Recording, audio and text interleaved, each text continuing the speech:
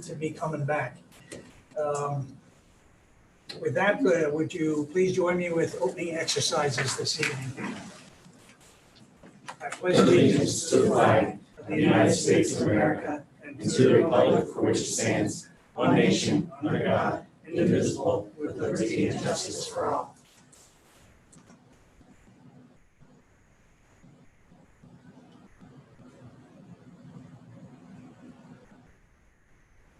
Thank you, and please be seated, and please call the roll.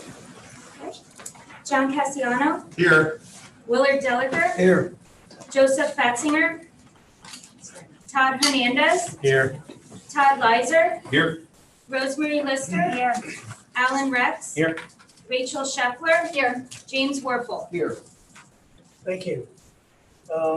Next is approval of the agenda, and I have one change I would like to ask the board to indulge in, and that would be to move 5.01, which is Scott Scherer talking about the PFM bond refinancing. I'd like to move that right after Curtis to the floor so that he can get on his way.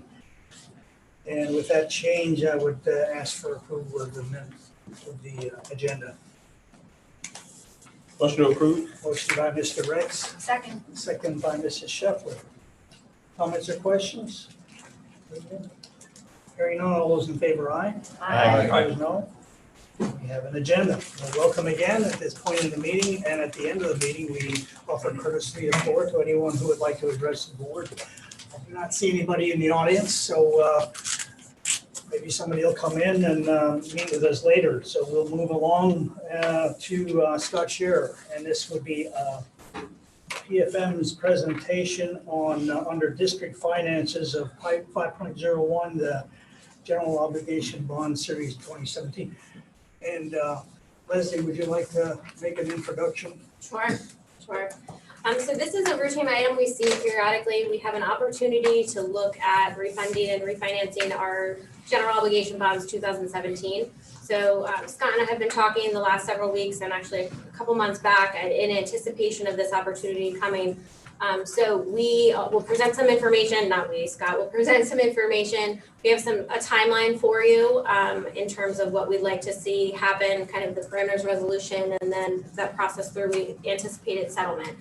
So I will turn it over to Scott and give you the information.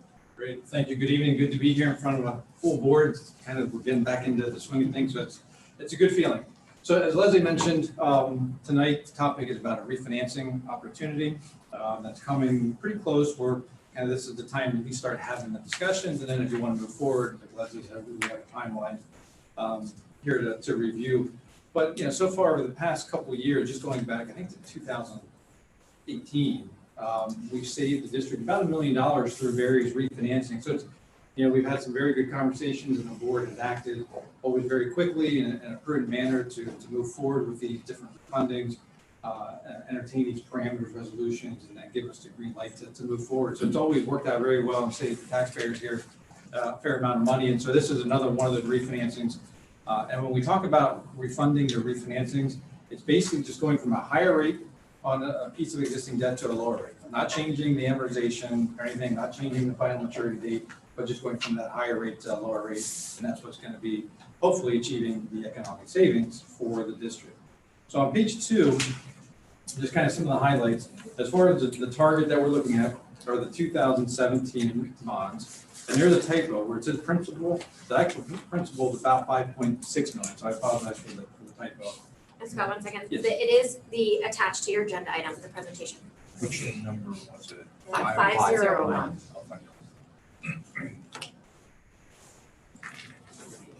So back to the top of page 2. So we're dealing with the 2017 bonds, about 5.6 million outstanding. The rates, when we did the transaction in 2017, were very good market rates, ranging from 2.5% to 4%. The structure, what's called a wraparound. So there's very little principal in the first and a bunch of years, and then basically we just structured the principal out in the long end to help minimize any kind of budget impact or debt service impact on the district's budget, and we'll show you what that looks like here in a little bit. The final maturity is 2033, and again, we're looking to keep the same exact final maturity, not moving that at all. Right now, with estimated rates, the current savings, and that's net of any issuance cost and net of any state reimbursement, is about $350,000 or about 6% of what we're funding. So that 6% of what we're funding is an important number. In the past, when we talked about refinancings, it's let's at least have the discussion when the net savings are, say, greater than 2% of what we're funding. So here we're already about 3 times kind of at least the recommended amount to consider. So again, it's a pretty efficient transaction. Right now, there is a little bit of what I call fluff in the numbers, just because if you do want to proceed, there's a few more months until we can actually lock in the rates and therefore lock in the saving. But again, right now, it's pretty efficient. The savings, just like some of the other transactions, are taken over the life of the financing. So basically, through the maturity of 2033, so you're going to see there's a little bit of savings in each year. And the other thing that we at least wanted to put on the table for discussion tonight is payment of the issuance cost. I think for the more recent transactions that we've done, the district has attributed cash at settlement to pay for the issuance cost. Surely do that if you want to proceed, or you could just wrap the cost into the financing. We don't need to decide that today. It's just if you do want to move forward, it's something that we'll want to continue to talk about. And then as far as a timeline this evening, just a discussion. And then what we would like to do in August and September is talk first to your local bank, see about possibly refinancing this with a bank loan, and then also probably around the same time putting it out to bid through an RFP process for bond underwriting services as well, similar to what we've done in the past. And then we could be back to the board in September for consideration of a parameters resolution, and then we would lock in the rates around early to mid-October, and then close in mid-November. So that's kind of an estimated timeline. And then on page 3, we have a couple different interest rate charts. You've probably all been reading and listening on the news about how low rates are. But if we look, maybe if we just go into the middle one here on this page. So this is a 10-year municipal index, which kind of closely correlates with your transaction. Your transaction goes about 11 or 12 years. And this is just an index. It goes back to 1993. And you can see it's the middle one here. If you could just scroll just a tiny bit on the screen, a little bit more, perfect. There you can see how we kind of compare on the right-hand side. Then if you go over all the way to the left, sort of where it's been. And overall, if you look in the box, kind of the blue and the red and the green and the purple box on the left-hand side of that chart, it gives you a couple statistics where we are right now. Rates have been greater, meaning higher, about 98.5% of the time. So although we're not at the all-time low rates, we're pretty darn close. So it's kind of good timing that this transaction is now legally becoming available to refinance, and we're at near historically low interest rates as well. So it's kind of stars are aligning nicely there. If you go to page 4, this is the district's overall debt portfolio, and up at the top, kind of columns 1 through 10 are all the outstanding debt issuances of the district, and we're focused in column 5, which is the 2017 bonds, one we have highlighted in yellow. And kind of if we just sort of think about the 2017 bond, which we're looking to refinance, that average rate on those is just a little under 3%. And the 18 bonds, the 19 bonds, and the 20 notes, most of your debt is either around 1% or in the 2% range, and I think the 18 bonds are like 3.1%. So overall, the district, I think you have a pretty low debt burden to begin with, but the debt you do have outstanding have very low interest rates associated with it, obviously, which is very good. But one of our jobs is to always come to you if there's an opportunity to lower those interest rates and lower the overall payments on some of your debt issuance. And then real briefly, we'll kind of skip through the numbers quickly here, but on page 5 is the existing amortization of the 2017 bonds. So if you just decided not to do the refinancing and just continue to pay the debt service as is, these payments are set in stone all the way through maturity, and the only way they would change is if you would refinance them. So again, page 5 is the existing amortization, and you can see in column 2 the total principal amount, and column 3 are the interest rates, and then column 6 is the annual debt service. And when I was talking earlier about a wraparound structure, column 6 kind of gives you that illustration where you have about $250,000 of debt service per year for about the next 8 or 9 years, and then it jumps up to about 1.5 million, and then about 3 million and 1.5 million again, and that's where your other debt drops off. So you don't have a blip in your overall debt service, it just kind of fits nicely, with kind of like a glove with your other debt instruments out there. And then if we go to page. Can I ask you a quick question? Yeah, On the prior page, I just want to understand, maybe I'm missing it. The total payout on that highlighted yellow column is 8,158,200, 8.1 million. But on this report, if I look at the bottom, it's 8,045. What's the difference between those? It is, so the one on page 4, Yep. that is the outstanding debt as of July 27, 2021. You can see kind of footnote down at the very bottom of page Yep. 4. Yep. So that's as of the end of July. And page 5 is assuming a few months down the road when we're actually able to do the transaction. So we're assuming that You've the already paid some of 815, that off. yeah, it's already a Okay. little bit paid off. Okay. Yep, great question. So then the new box page, based on estimated rates on page 7, this is what that would look like. We're now in column 2. You see the new principal amount. Column 3 are the estimated interest rates. And then over in column 10, probably the important one, that reflects the estimated savings. So kind of goes, so if you go down the column, about 75,000 in the first year, and then about 35 to 40,000 per year thereafter. So the total showing 490,000 of that savings, but then when we factor in the school district cash contribution, if that's what you want to do, we're just kind of showing that for illustration purposes. You net that out, so your net savings are about 357,000. And again, that's net of issuing costs, and that's net of the state share of the savings. And for this one, there are no state rental reimbursement payments related to this debt issuance. And then on page 8 just is a real high-level illustration of, at closing, the sources and uses. So we would kind of start out with the new bond issue up top, and under uses, basically the vast majority of the proceeds go to paying off the old bonds, about $5.8 million. Underwriter's discount, that's assuming a bond issue is done, that's something we bid out, so that's just an estimate. And then cost of issuance, again, that's just an estimate, that would be bond counsel, solicitor, our fee, credit rating fee, printing fee, paying agent, a whole bunch of other things that we break out ultimately if you decide you want to move forward. And that's really about it. So happy to answer any questions that you may have. What are the pros and cons of the cash contribution? And where does that money come from if we choose to do it? If you want to talk about the pros and cons, I can talk about where it's coming from. If you want to start out with where it's Yeah, coming from. sure. So we've done the cash contribution the last several of these bond refinancings that we have that we've been able to take advantage of. If you recall, within the general fund budget, we have 2 variable interest rate debts, our MAIS bond pools, and we budget excess dollars out of either a combination of general fund dollars and use of fund balance in the event that the interest rate spikes during the year and we need extra funds. So we know those interest rates have been historically significantly under what our budget amount is, but because it's variable, we budget those extra dollars. We have taken the cash contribution associated with settlement out of that budgetary line item. So if we would not do that out of our general fund, then those dollars would essentially flow back into the fund balance at the year end, and the financing would be wrapped into the borrowing or the refunding. All right, cool.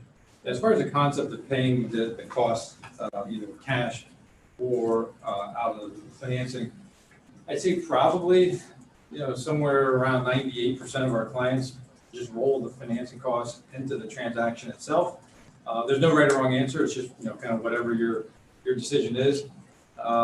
In today's day and age, right now, the kind of your cash balances, unfortunately, you're not able to really earn a whole lot on that. I'm not sure if that's going to change in the near term. I mean, you're lucky if you can get a 0.5% or so. It's kind of somewhere around there. So one of the kind of things you can think about is, do I use cash that's only earning 0.25%, 0.5%, and as opposed to if you rolled it into the financing, then you kind of be paying interest expense on that over the life, and that, estimated somewhere into 2%, somewhere on there. So there's kind of an interest rate play on it right now, that it does kind of financially make a little bit more sense to pay it with your cash just because you're not earning on it. If we were in a different interest rate environment where you're earning 4 or 5% on your cash, then, again, I think we'd be having a different discussion, but I think it does make economic sense to at least consider the idea right now.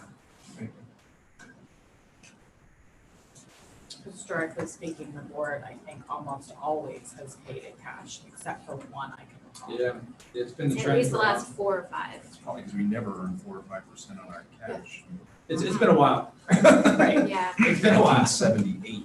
And just as a reminder, what our plan has been with these refi savings over time is we convert that into a capital reserve transfer.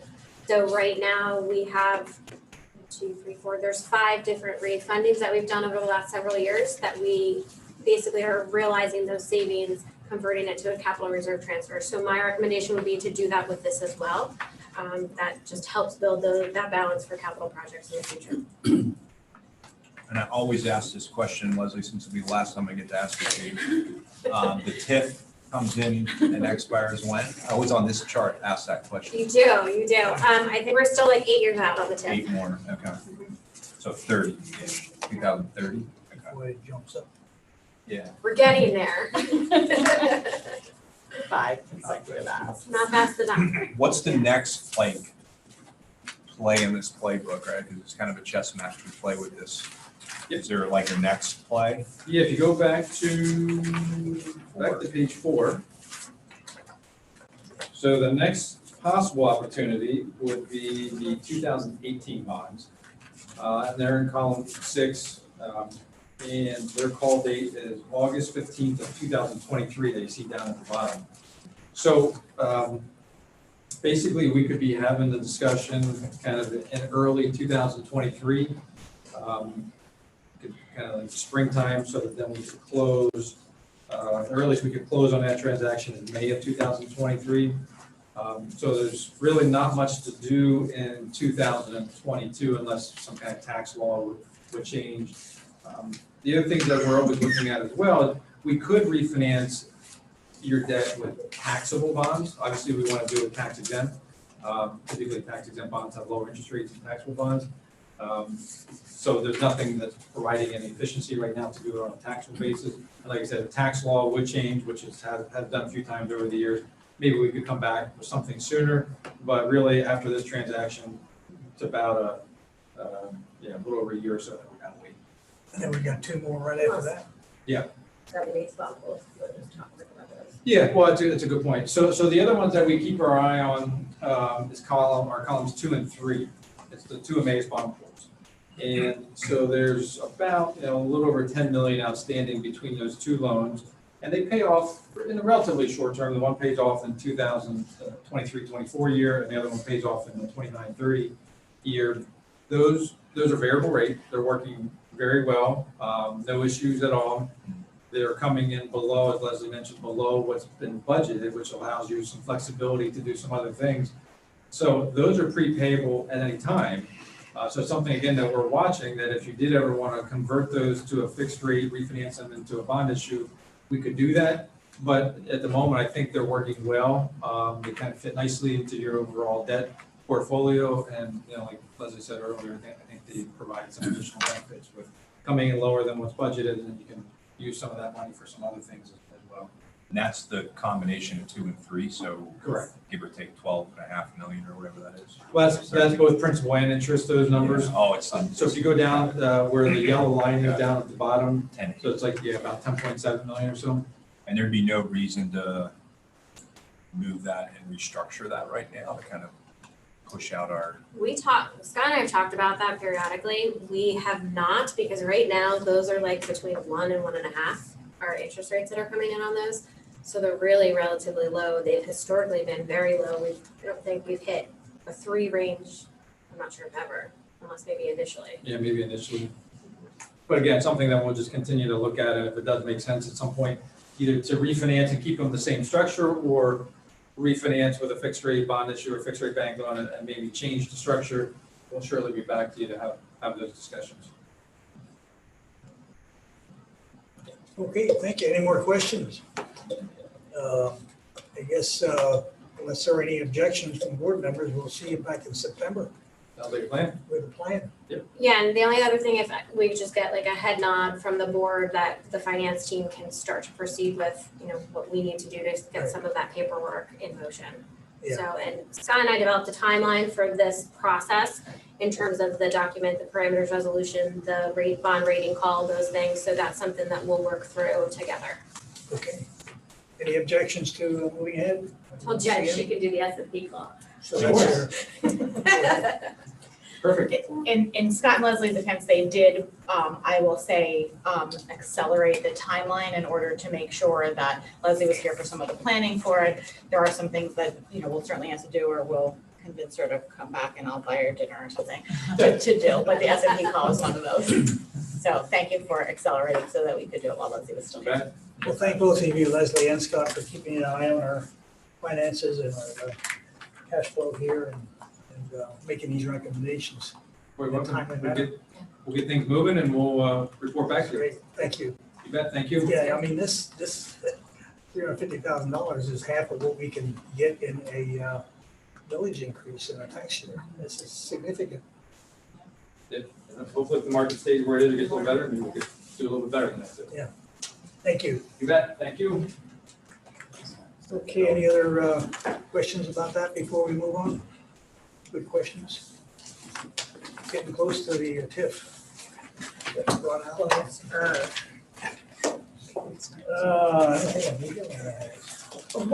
That's why I sort of asked. Let's see. That's not true, but. We move into, next item on the agenda is the health and safety plan update. And as you may recall, we approved this back in June, which got us to where we are today. And with the recent changes that we're seeing, we've got to make a little bit of a correction here. And I'll ask Mrs. Holman if he, or Dr. Sosnovic, if you'll walk us through this. Sure. I sent this out to our community Friday night, as we had done in the past. We haven't brought subsequent changes for board approval because I think that has been part of our ability to be nimble and react to changing guidance as it happens. So you approved it in June so that we could operate our summer programs. We have historically made the changes and, sent them out to our community. If there have been major changes, obviously we've done town hall meetings so that we can kind of explain the changes. We've also identified the changes in orange on the plan that we sent out to our community as well as on our COVID site. And so I will just quickly review the changes. They don't, like I said, require your approval, but we wanted to go through them in, full transparency of some of the changes that we made. So you approved originally the plan with face coverings in terms of the order expiring. There are two changes that you will see in the face covering section. One is responsive to a federal order on federal transportation, which is linked within the document. So on our school transportation services, whether you are a student of ours or using our transportation services, face coverings are required on school transportation, with the exception is if the bus driver is the only person on the bus. The other identified areas within the plan that a student or a staff person would have to wear a face covering would be within the nurse's suite, as well as within the trainer's office. And so we will certainly have disposable masks on hand should students not have them. I suspect some of our students will bring them with them either way, especially if they're wearing them on the bus. But we will have some disposable masks.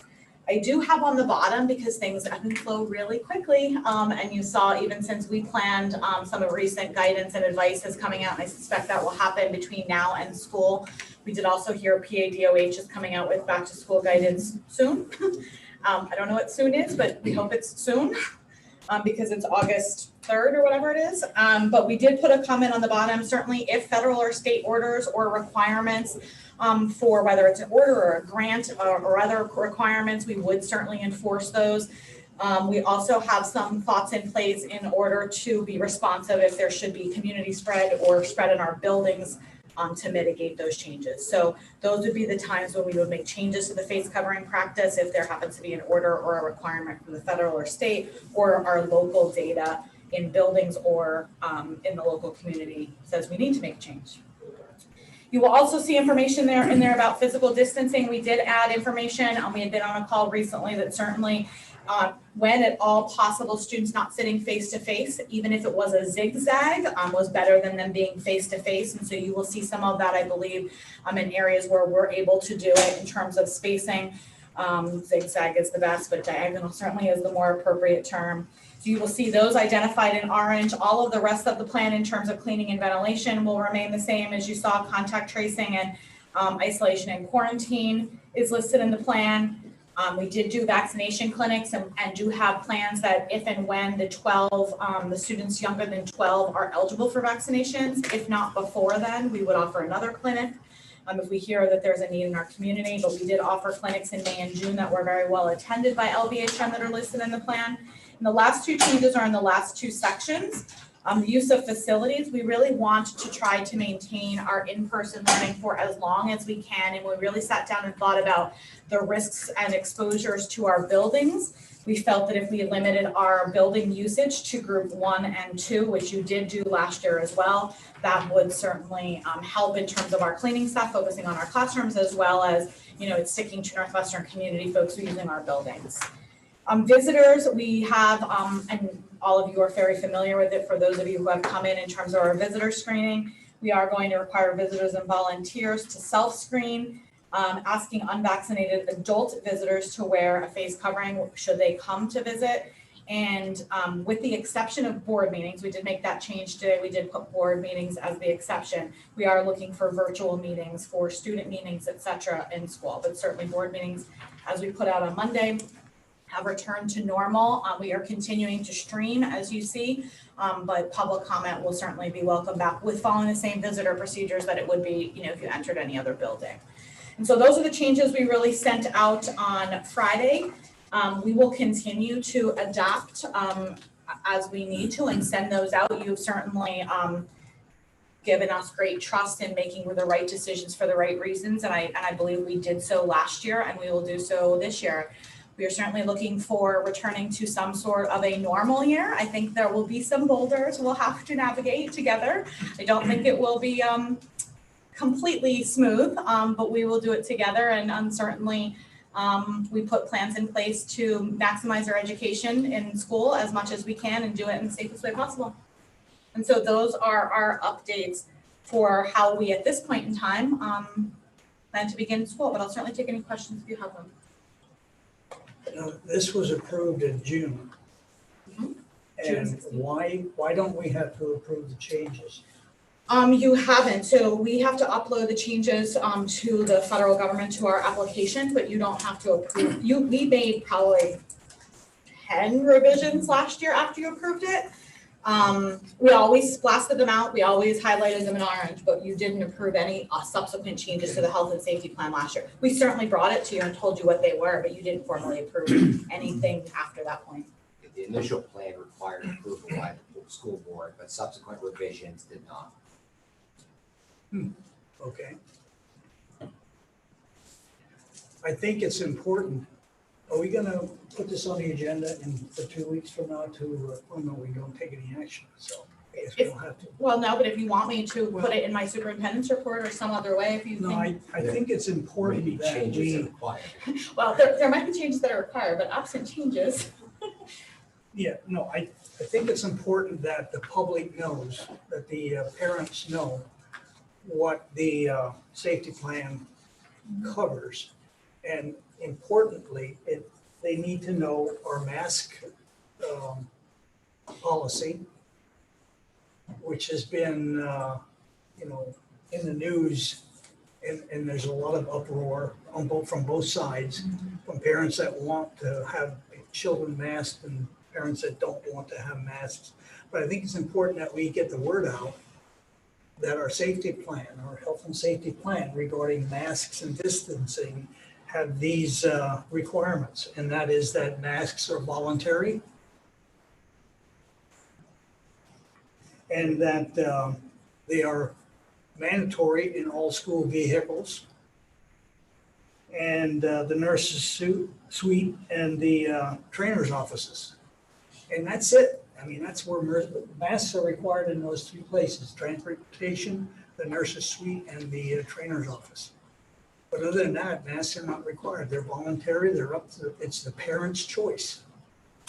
The only exception I would tell you is we did just this morning, and we have to work through it yet, but I will be in full transparency, tell you that there was advice that came yesterday from the CDC that said if you are vaccinated and a close contact, it is recommended you mask. I think we have to internally talk about, is it recommended or is it required if they're a close contact? But that's why there could be one more time if you are exposed to someone.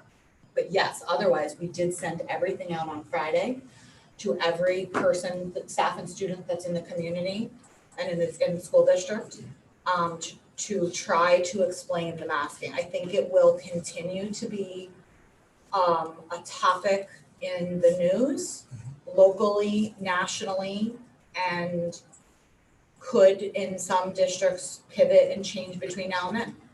And I don't think we've heard the last from the CDC or the governor or whoever else out there wants to. I was gonna add that point, Bill. I think for clarity to the community, I think we ought to be really clear on if and when this policy is to change, sort of what guidelines or what changes that. In other words, if, the CDC says X, we do Y. If the state says X, we do Y, right? In other words, it's not, are there points of changing this policy? What's driving that? That it's not a willy-nilly decision on any one person's part, right? That there should be a discussion at some point about what are we following or what are we not following. There are certainly school boards around that I'm hearing are voting to not follow certain guidelines. So that's a question that I would pose to this group is, do we at some point want to vote on some of these things or not? I think we have to wait to see what the situation is. Right. Before we make a blanket statement about whether we're gonna follow it. Yeah, I mean, what we have followed in the past have been things that have been requirements, and I'll give you a good example because we take the mask piece out of it. We get lots and lots of questions about whether we're requiring the vaccine. CDC right now is recommending the vaccine for any person, child or adult, 12 years old or older. It is a recommendation. It is not a requirement to attend school. If at such point, the Department of Health makes it an immunization requirement to attend school, it will obviously be implemented. There are caveats with religious and medical exemptions that are allowed for that as well. But in the past, we have really tried to use our local data, zip code data and building data to drive those decision points that you're exactly talking about. We will continue to collect zip code data. I was pushing today for them to come up with Montgomery County has a metric, they tell you what it is by school district. So I was advocating for that today because we collect all that on our own. But I think the decision points are federal or state mandate or order or requirement. Local data, i.e. zip code data that indicates higher substantial spread in our local community, which we have kept for the last year and have. Or information in our school buildings that indicates a number of cases that necessitates a change in order to avoid a closure. And so that same layer of tiered mitigation that we developed in the past, you want to implement additional tiered mitigation to avoid a closure. Because if it means a student has to wear a mask because something is happening in a building, that's a better alternative than to a closure and them not being in school. So we would certainly implement that before we would have to do a closure. That's sort of our methodology in terms of when we would make decisions, very similarly to our decision points to bring kids back last year in the reverse. So I was just gonna say that your approach is comprehensive, it's tiered, it's best practices. I feel that when I see the correspondences you send out, it definitely articulates that. You're providing local resources to our regional health experts. You're encouraging those who are questioning things to go to their local provider and ask those questions. I think it's fundamentally educational and, again, a very smart strategy. And I commend you for that. And I think it's important. It's not basing it on one person or a news media source. It's looking at recommendations that have changed because this virus has changed many times. And it's unfortunate it has become so political, but I think that, again, you're providing the resources and there's a lot of education that needs to happen about how these decisions are made. So as long as we continue to do that, I think we're allowing people to make very good decisions or be part of learning about how those decisions are being made. So given the current situation and what you see going on nationally, the two sides of this issue, do you have any sense whether or not there's been any impact on enrollment? Primarily, it would be people not willing to send a child into an unmasked school. Do you have any sense that there's any movement like that at all affecting our enrollment? Probably the opposite. Mrs. Stitzel and I talked about this today. So we left the end of the school year with approximately, and I say this because I don't think this is all related to masks, but there was approximately 39 students who were selecting our digital academy at the end of last year for a variety of reasons. As of my discussion with Mrs. Stitzel today, we are at around 29. So 10 of those students that had formally at the end of the year told us that they were likely going to digital academy for all of a host of reasons, not certainly all associated with the health and safety plan. Some of them are by choice well before COVID. We have about 29 students. That doesn't mean that we weren't receiving phone calls all the way up to today, asking decision points and were they going to change before they made what they called final decisions. So I expect some shift one way or another. And when Mr. Delaker said there are two sides of this, you have to try to look at the science and the data because there are people on both sides and think the opposite side is not the right decision. And you almost have to level yourself in what's the best thing to do, because either way, there will be ancillary people who don't like the mask policy or the not mask policy. But we're at 29 that have chosen as of today when I checked with Mrs. Stitzel. 29 students. And what's the final date that parents can make a decision to go with digital? There isn't really. I mean, Mrs. Stitzel certainly gives them, if you don't enroll by such a date, you won't be ready for the first day of school kind of thing. But at any point, they could call Mrs. Stitzel. There's just an enrollment process that takes her a couple of days or a week or so to get kids enrolled. Like it's not gonna, I want to start tomorrow. But at any point, there's not an enrollment period by which we would take students in the digital academy. I don't know if this is the time to get into it or not, but could this affect our fourth grade enrollment? That's pretty high. Northwestern Elementary has a few more students than it did when we talked about it in June, I guess it was. Some are students that came back and some are transfers from Weisenberg due to moves. So Weisenberg is less than they were and Northwestern Elementary is more than they were by just a few students, but. And just to be clear, the digital academy is the only alternative to being in school 5 days, correct? There's no streaming, no. That is correct. So we are not doing any hybrid. Now, I will tell you, I mean, certainly hybrid is a choice before probably remote is a choice, but right now there's no hybrid, there's no 50-50 in terms of cohorting right now in our plan. It is 5 days a week for all students in school. I say no Zooming, but I think we kind of have to figure out kids in quarantine. That's, I think, the one thing that we have to figure out, but yes, that's not a selection of choice.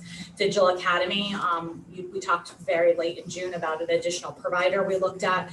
And so there's a few different providers through Digital Academy. So it might not all be the same provider, but they're all through our Digital Academy, yes. And you can add anything. And homeschooling is always an option as well. Homeschool, yep. What was that? Homeschooling is always an Homeschooling. option. That's a good point, Leanne, thank you. But I think our staff, our professional staff is really concerned about having to continue with Zooming and in-person training at the same time. But I think we can safely say, at least today, that that's not the plan. That in-person is the plan without any need to Zoom. Yeah, I think the one thing we have to work through is a kid who might be in quarantine and how we allow them to participate for that period of time. But yes, not the plan for the grand growth of students. Just a point of clarity, if they choose Digital Academy though, there is a point where they're not gonna come back into, what is it, semester, is it like, what's the? There's not. If you're recalling, one of the providers, the newest provider, charges by seat. So you're recalling a conversation that if we thought they were a student that was committed for the year, that might be a provider we choose because you don't want to pay for the year if they're not gonna use it. But any student from the Digital Academy can say at any time, try to do transitions just because it's easiest, because the curriculum doesn't line up exactly. Like, you're not gonna come in at, page 7 in the book and you're gonna come into class and say page 8. They're the same curriculum, but they're different. So we try to convince students and families the best time is even at units. If it can't be at a marking period, at a unit transition. But they can choose at any time and call Mrs. Stitzel and say, I want to come back to the high school, and we'll make that change. We were selective based on people's intentions to not pay for seats for full years if we thought they were going to come back. I think that's the conversation you're recalling. I think it's a good approach for at least the start. I think we have to see where we go in terms of, the health and safety, which is why I think, and there are other districts, and Mrs. Lister and Mr. Leiser said there are other districts who have taken the tack that they come back every time and approve it. I would rather put that on us, who are very close to this contact. We know the cases, we know the circumstances, we know, are those 2 siblings that got COVID? We know the circumstances to be able to make informed decisions, and I'm not sure that you want to be involved in that level of detail of who has COVID when and where they were, to make informed decisions about whether or not we need to be closed or open. So we have, and I think we've proven that we've made them well, so we would like to continue that process moving forward. And I'm sure you'll tell me if I make the wrong one very quickly. But I think this is a good place for us to start. I think it is maximizing in-person learning as well as keeping all of our staff and our students safe. And that's where we need to be.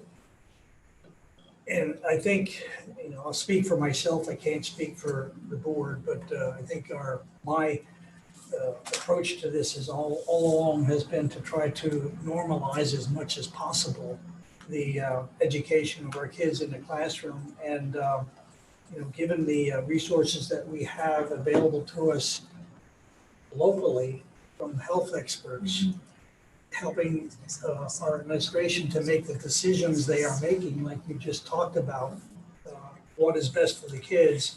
We're still doing that, what we feel is best for the kids, but giving the freedom to the parents to make a choice as to what they want their kids to have as far as masks and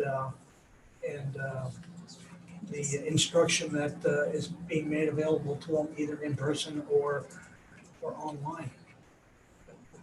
And just to be completely transparent, if there's a parent who wants or a student who wishes to wear a mask, that's certainly acceptable, and we will be very supportive of that if that's a choice that a family or student makes in the same way. So if there is a family that hears, the masking policy and they wish for their child to wear one, they are welcome to wear one. And we've had students even in the summer program that wore them, and it's certainly their choice, and things went along just fine. I just never want to pass up the opportunity to say, not only has the administration done a great job with this and the decisions that deserve our respect, but again, to the staff for what they did last year was really remarkable. And I am thrilled that they're not coming back to school facing that same set of circumstances this year. But thank you to all of you. It was an extraordinary accomplishment to get the kids through school. You agree? And we can just hope and pray that we can continue on with the plan as it is written without any other interference. Any other comments or questions before we move on? Thank you for that. Next on the agenda are the school calendars for 21-22. I will apologize, we missed something. So you formally approved these March or so. We missed November 19th. There are always 4 days of conference days before Thanksgiving, and we only have 3. So the only change that you will see is the 19th, 22nd, 23rd, and 24th were early dismissals for conferences. We missed the 19th. So that is the only change to the calendar that you previously approved, but it does need your approval because you approved it without the early dismissal on the 19th. Sorry. Okay, so we will approve, take action on this in 2 weeks from now. Yes. Okay. Next item is the Circle of Seasons Charter Renewal, which we have been trying to bring to a close for months, and we have the final document here in front of us. And I'd like to take a little bit of time to just refresh ourselves with what is in this charter going forward, because we will be taking action to on this charter renewal in 2 weeks from now. And is there anything you'd like to frame discussion around? Well, The you, history of how we got to where we are? sure. So Circle Seasons asked for a renewal, and as you recall, we wanted to do an on-site visit, which we then did do an on-site visit, which I reported to you on in a board meeting, and ultimately made the recommendation for the renewal of the charter. Our attorneys and the attorneys representing Circle of Seasons did do a negotiations that did start in June, but it was not finalized for your June agenda. So the document that you have in front of you is the results of the negotiation between our solicitor and the solicitor representing Circle of Seasons. It is similar to the document that you had before. There is one managerial change which we're not opposed to, is that we create a Google Drive for them. They right now, after their monthly board meeting, sent us an email with essentially some attachments and all of their board information in a Google Drive. So instead of sending it via email with the link, they're just asking us to set up a Google Drive, which we do anyway. We have a Google Drive. So when we get that email, we dump it into the Google Drive, which is what we have done. So they're just asking for us to set it up, and they will dump the information in there monthly. Beyond that, it is pretty similar to the previous charter with some additional provisions that we requested. I was not involved in the direct negotiations, but if you do have questions about language or changes, I did catch late this afternoon 3 spelling errors, which I did change, which is why there's a revised on there. On page 3, it said United States and didn't have the word flag, so it should be United States flag displayed in every classroom. And then there are 2 typos on the last page, alignment and additional, that we changed and are fixed in the revised one, just typographical errors, spelling mistakes. But if you do have any questions, I will certainly take them and get you answers if I don't know them from our solicitor. Just one quick question. If they're entering into Google, is it safe that way? Because I know that. Yeah, we have a domain. I mean, Dr. Snow can sort of talk about this better than I. We have a domain on Google that's in our classroom domain, which is why I think they're asking us to set it up there. So when they send us the emails, just like they did with the charter, if you remember all the charter documents that we discussed back and forth when they sent them to us, we usually do that. We take their documents, we dump them right into our drive so that they're stored so that we can find them if we need something in the future. And so we do that with it now. But yes, I do want to address that. No, you're accurate. It'll be restricted only to the individuals that are permitted to access it, so yes. Good question though. So this is a 5-year charter, 5-year term. And the conditions that follow all the whereases on the document get into, I think we're up in the 40s. The name of the school is Circle of Seasons Charter School, and it doesn't say anything about Waldorf in there. I mean, we've been told this is a Waldorf method school. If you go on the website for Waldorf schools, they're not listed as a Waldorf school. I'm not sure how, and later on in number 45, we have a reference to the Waldorf method compared to some of the state requirements as which has precedence, but we'll get to that later. But this is not Circle of Seasons Waldorf School. This is Circles of Seasons. That's their title. Yes, they are a member of the Alliance for Public Waldorf. If you're recalling, That's not mentioned at all in this no, document. correct, that's correct. That's not mentioned. I mean, I don't know if it should be, because the Waldorf is a specific method of instruction. that they use to make themselves different from what we're offering in a public school. But there's no mention of it being a Waldorf. What is it? I'm actually pull their website, so I said the right thing. They are a member of the Alliance for Public Waldorf. There is not a mention in the charter. They do, and in their original, Mr. Delver, you were around, their original charter application had to demonstrate their differences in terms of approach from the public school alternative. That's just a question I have. That's a concern I have going forward.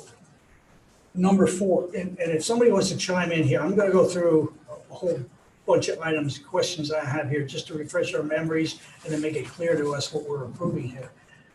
Number 4, at the end of the paragraph, it talks about charter school has adopted new goals which replace the charter school's prior goals. And I'm not sure what that means, if there's any significance to that, education-wise or otherwise. What does that mean?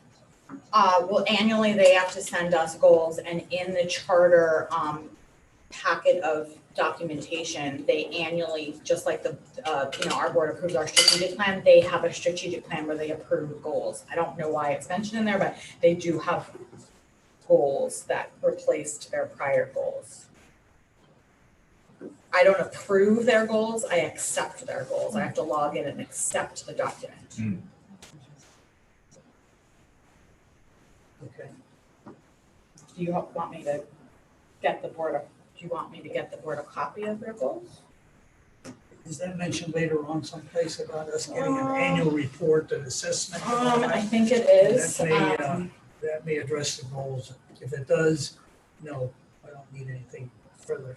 I just don't know why that sentence had to be put in there, to flag out that the goals would change. I don't know what the old goals were anyway, but I don't know what the new goals are either.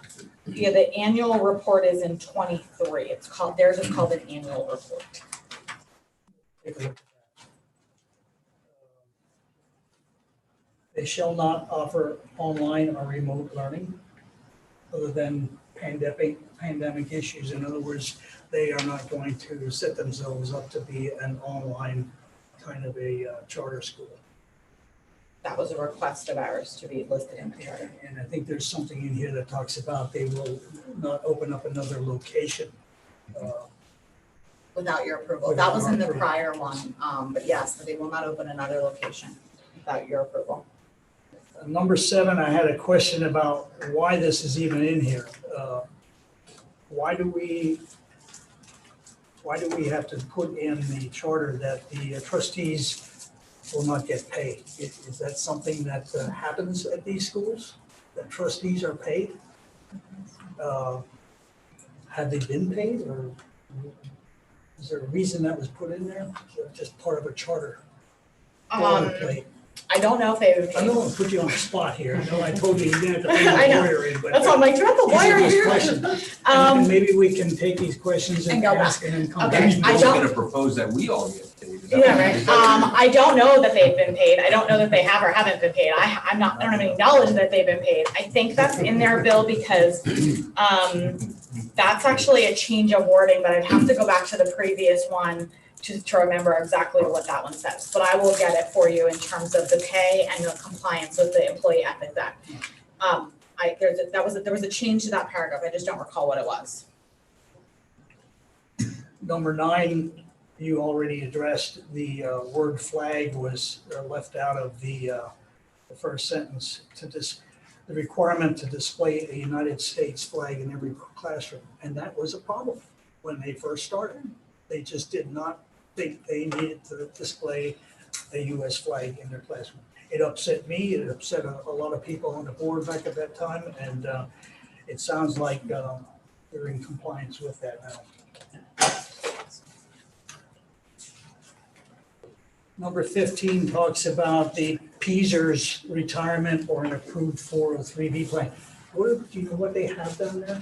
They have both. They're have both. both. I don't know So what the when name of the other one is. When the school originally formed, they were required to participate in PSERS. They went through the approval process and were granted exception to not participate in PSERS. So they have grandfathered employees in PSERS, and any new employees after that date are in a 403B plan. So now they have both. They vote. The first teachers have the PSERS and, okay. Under 17, talks about a yearly independent audit. What kind of audit is that? Is that a financial audit or a federal audit for grants and that type of thing? Yeah, so that would be like how Gorman and Associate comes and does an independent audit on us. As part of that financial statement audit, if they receive federal funding above certain thresholds, they also receive a federal programs audit. That's all encompassing in that annual audit. And do we have to monitor that? Or do they? I review the report for findings, but other than that, there's not really anything we do with that. And they would only receive that federal programs audit if they have enough money that exceeds the threshold for that audit. So they have, the last several years, had that audit done. If you think to our audit financial statement, it's the back pages of our statement. It would be similar for them. There has been some controversy in the state that alleges that some charter schools have not been audited. Is that That's true. correct? And they're one of them. They're Yeah. one of them. Different past. audit, that's the Auditor That's the General state, audit, but yeah. that is, we actually asked for that as a document when we went down their Auditor General audit, because that is one of the audits we participated in, not financial based, although some of it's finances. They don't have one because they have never in their existence been audited, at least up to the time we had done that request, by the Auditor General. Part They of don't that have- is a state staffing issue. State doesn't have enough state auditors to go around and audit everyone. Even here, we've seen our audits have been far longer periods of time in between audits because there's not enough staff to do them all. So they've been there for 8 years. They've been in existence for 8 years without a single audit From the Auditor. From the state, from the state. yes. And what is the general focus of them as opposed to? So it's different every time. They look at financials, but then they also look at your board minutes, your board policies, safety and security. They hit certifications, staffing, they hit transportation pretty hard certain years. It's cyclical, so there's always like a couple hot topics. It's different every year, but they always do a financial piece. And there's always like a board minute review. They look at ethics statements, all of that. And then whatever the hot topic of kind of the moment is for other areas of school, not necessarily business, but the school operations. So a lower standard of oversight as to what we're accustomed to. Yeah, like they haven't had that. We've had those for years and they've been in existence for a long period of time without having that state oversight. And that's a state level decision to not send the auditors in, or where's that decision being I made? don't know that it's a decision not to send them. I think it's a decision they can't schedule them because they don't have the people to do the The audits. state, The not state. Circle of Seasons. Yeah, Circle of Seasons doesn't have anything to do with them not receiving an audit. It's purely a scheduling issue at the state level, and they're not unique. There's a lot of charter schools across the state of Pennsylvania that have never been audited by the Auditor General. Well, we could volunteer to skip it and let them go down there. Can you make a request? Can you request for a charter school in your district to be audited? Or is that not? I don't know the answer to that. I emailed the Auditor General just to confirm that when we were going through that they indeed didn't have one. Now, they are, for the most part, the Auditor General reports are publicly available on the website. But when they declined to provide it and, said NA, I wanted to make sure there wasn't one. So I did email, and the Auditor General's office confirmed that they had not audited Circle of Seasons. Can you make a request? I'm sure anyone can make a request to the Auditor General, how they prioritize those or figure out who gets on the list. Like, Leslie said, the staffing issue, you don't have any control whether you get on the list, but you also don't have control if you get picked to get off the list. Like, you don't tell them, no thanks, we pass. Like, they pick you and they That come. bumps you up the list. Yeah, This and is they, concerning to me, and, I think it would be concerning to every parent that sends a kid there that the school has been there for 8 years now and never had an outside independent audit. besides the financial statement. It's not their problem. I mean, it's not their fault, Not the fault. but it's a concern. The fault in the system. Yes. Item 18 talks about legal challenges as a result of the Board of Trustees' decisions. Is there any need for a hold harmless for Northwestern Lehigh, or is that assumed to be in there. I don't know how this language differs from the exclusion of liability and a hold harmless, but I can ask. Okay.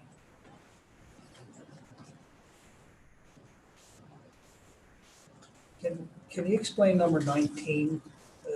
Talks about the 4-year-old kindergarten students. Sure. We do not offer a 4-year-old kindergarten program. Sure, so, there are certain charter schools, Circle of Seasons has not been one of them, that accepts 4-year-olds. So each school board, you included, set your beginning school age. Ours says, September, it has to be 5 by September 5th or 9th or something. So there are charter schools that set their beginning school age earlier than that and take children earlier than that. Circle of Seasons is not one of them, but then they can bill the school district for. And so this says you shall not submit school districts, so they can accept them, but the school districts then shouldn't be billed for the reconciliation of the funds if they choose to accept 4-year-olds. It's essentially what that means. Okay. If the school district of residence doesn't already offer that, which we don't, Okay. or we don't at this time. So we wouldn't be responsible to pay Circle of Seasons if they at some point choose to take 4-year-old Northwestern students. So they would have to charge a tuition for that. Yeah, or something different, yes. Okay, any other questions? Number 20 under monitoring. This is something that really concerns me as well because of the difficulty we've had in the past years getting information to our administrators responsible for various areas of the charter school operation for monitoring, getting the information without having to pay our lawyers to go to their lawyers to get the information needed to do the monitoring that we're required to do as a sponsoring school district for this charter school. Has that, and this has to do with testing the civil rights and student health and safety issues, financial reports, invoices, receipts, expenditures, and payments of financial, all these things we've had problems with. Has it gotten better over the years, or is this still going to require us to use our lawyers and pay them to go to their lawyers to get the information that we are required to monitor? My hope is that it doesn't. You heard the principal that they have there speak at this board several times about wanting a collaborative relationship with the sponsoring district, and my hope is that we don't have any further problems with any of the HR-related requests, the financial requests, curriculum, or standardized test score requests.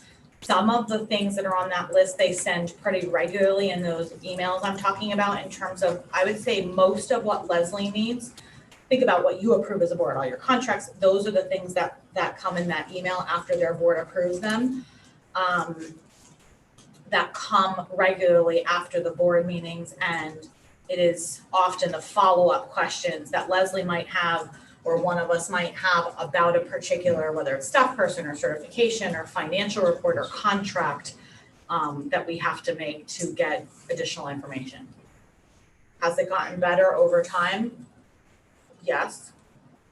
I hope that that continues and doesn't, and I think it's important to keep it in here so that it does continue.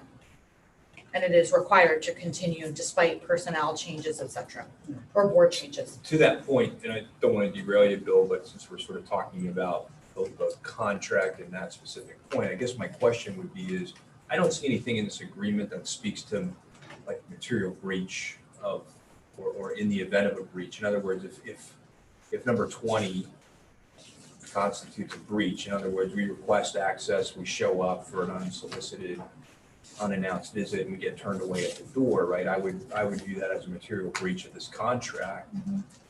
My question then becomes, is there somewhere else where there's language that says in the case of material breach, this is what happened, right? They had X number of days to remedy that, their doors get shuttered for X number of days. Like what is the sort of? Well, there's part of that in section 51. Bill and I talked a little bit about at the beginning, about any decision to not revoke or renew the charter based on material violations or subsequent material violations, but it doesn't necessarily have this is what happens that you talked about, Yeah. but 51 certainly is I think the section that's intended to discuss the material violations of the charter and whether it is a revocable offense. It does say in the last sentence under 20, 3 violations of this paragraph within 1 school year constitutes a material violation of the charter, provided we give them written notice. So, Yeah, I guess I'm just sort of questioning why that's stuck in that yeah, I know if that's section new. and not, I don't know if that's new. Not I a have to universal compare if statement. that's new, I Okay. don't know if it's new. So would you think that the 3 years, 3 violations should be somewhere with 51 that apply to Yeah, the like, overarching in other agreement? Is words, that what you're asking for? there's 50 different bullet Okay. points here. I will feel like ask. that should be more universally Or written. referenced, Yeah. referenced. Okay. Jen, we had a problem on the last charter, well, when we were trying to approve that, the last charter with background checks, et cetera. Have they improved on all that stuff? I will certainly let Mrs. Matika, but the answer is yes, I will Since let we're her. on this topic. Yep. Go ahead, Yes, much improvement, even with the record keeping, there's been a great improvement. Okay, number 23 talks about an annual report due August 1st. Did you get it? Yes, I actually get it electronically. That's their version of a strategic plan. It's called an annual report. Like I said, I don't have to approve it, but I have to accept it. It comes in the same system that our strategic plan comes in, and I have to accept the document. So yes, I do get it. Take a look at that. Yes, I can get it for you.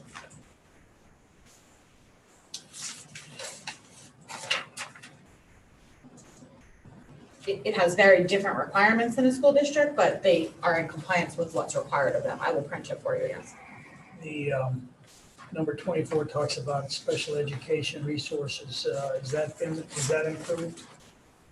Are we still struggling with that down there? Mrs. Edmonds and I did, we kind of divided and conquered. Mrs. Edmonds did do the on-site visit, did a number of observations in classrooms.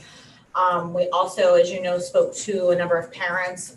Some were hand-selected as special education parents for that purpose, that Mrs. Stitzel and I spoke to. They're in compliance with the requirements for special education services based on our visit and the information they provided. Because we have received letters from parents in the past that have complained about the treatment of their students, which we as board members don't have any method to answer that or to take any action about it. It's just information for us to pass on to you and for you to pass on to them. Well, and parents have an opportunity. So just like our parents have an opportunity if they are unhappy with our services, whether that means choosing a different school or that means in special education world, there is a legality process that a parent can go through. They can do that if they are unhappy there as well. Or any of the other material violations that a parent would have or has emailed about, they have the ability to follow that process like they do with us as well. And that's what I would say about special education. We've all received glowing emails from parents in support of Circle of Seasons in the past, many of them. And we've also received quite a few emails of parents that are unhappy with the education and the treatment that some of these students have been getting at Circle of Seasons.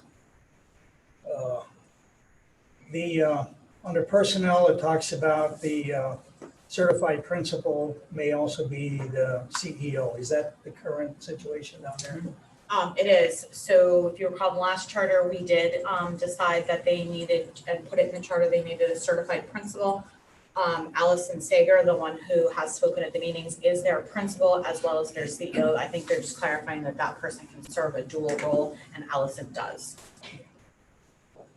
And 31 is the HR audit. That seems to be have gotten better. Number 34 was the question that John asked about the criminal history record and child abuse. That seems to be fixed. And goes on to talk about volunteer parents and all that. I mean, is there any way of us to monitor that is being? That's, I completely monitor that, yes, yeah.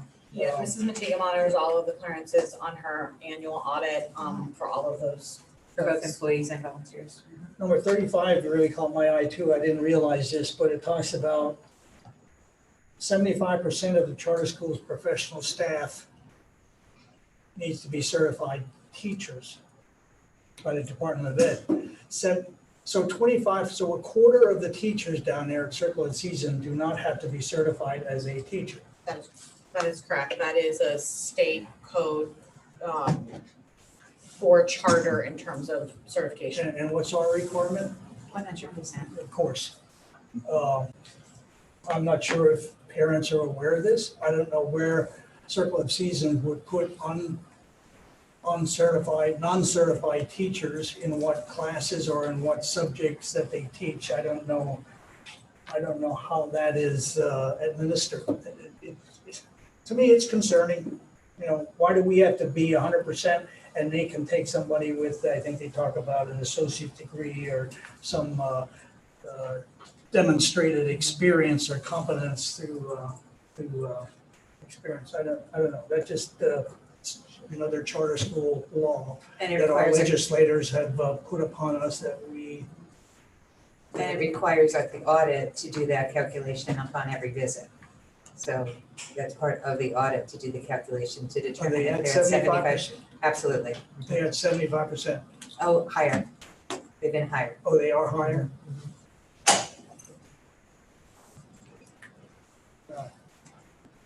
I don't know if do they tell the parents which teachers are not certified? I don't know What that. classes if their kid's teacher who, they have from kindergarten to 8th grade, right? They follow them all the way through? How would a parent know if their teacher is certified or not? I don't know. I have to, we do have to disclose that. I don't know that they do. I will honestly have to answer that question if you don't really ask that question. If you don't. I don't know if they do inform their parents, or if they do, how they would do That's that. just a question that I have when talking to people about Circle of Seasons, when they come and ask about it. Do you know this fact about Circle of Seasons? And how would you know if your child has a certified or non-certified teacher all the way through their 8th grade?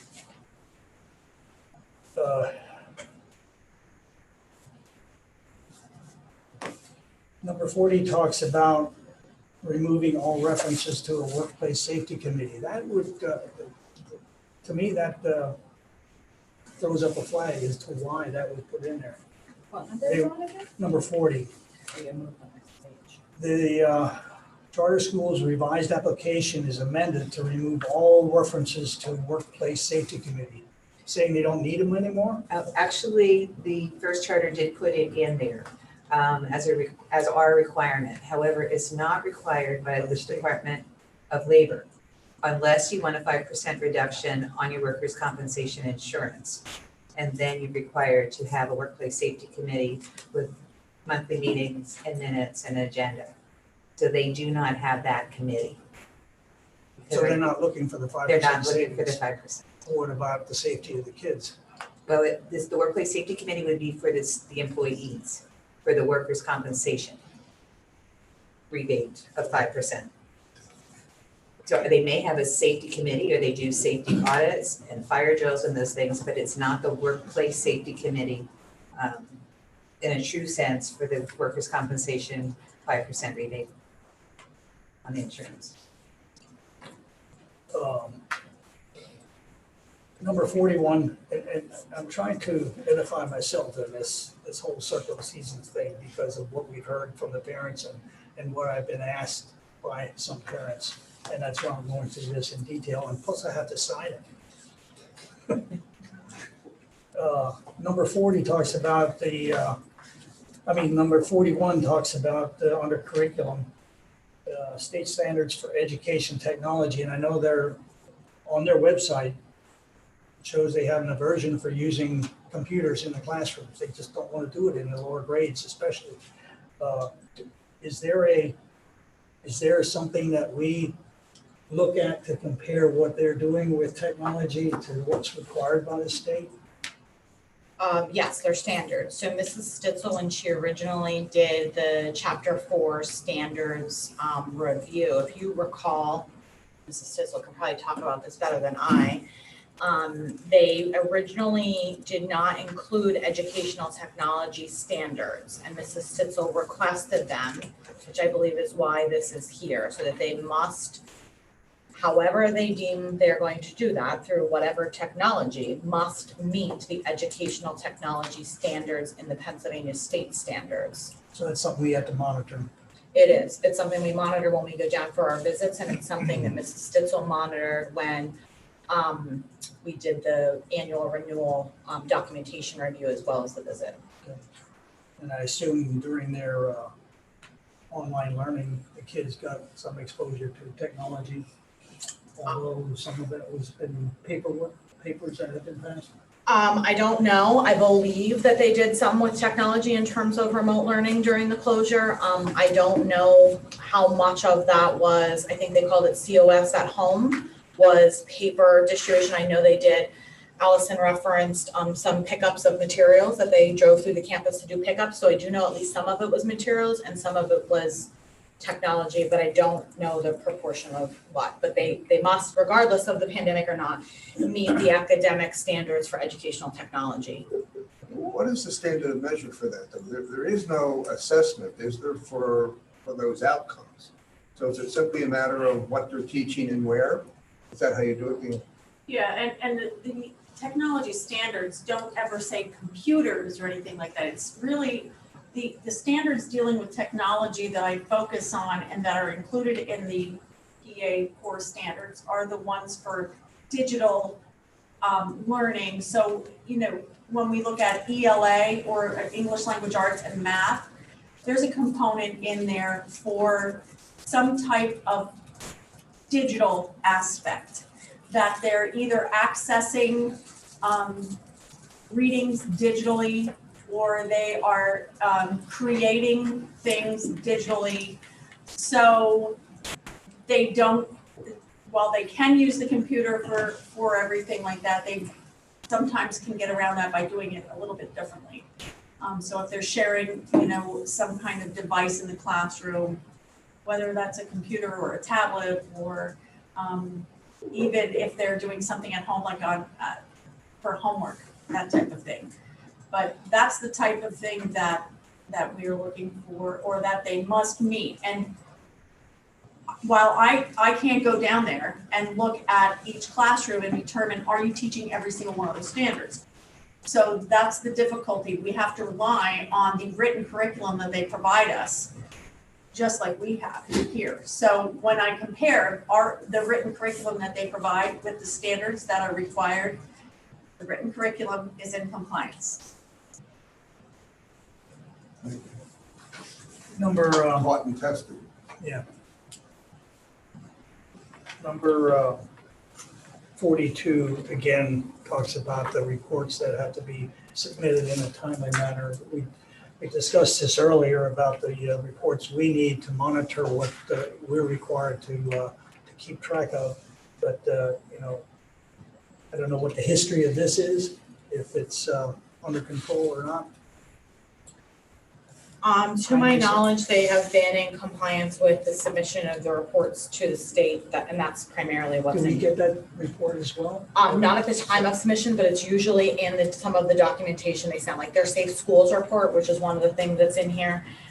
Their professional development, they call it like a block rotation schedule, I believe is the name. They do send that to us, and Leanne has looked at that annually.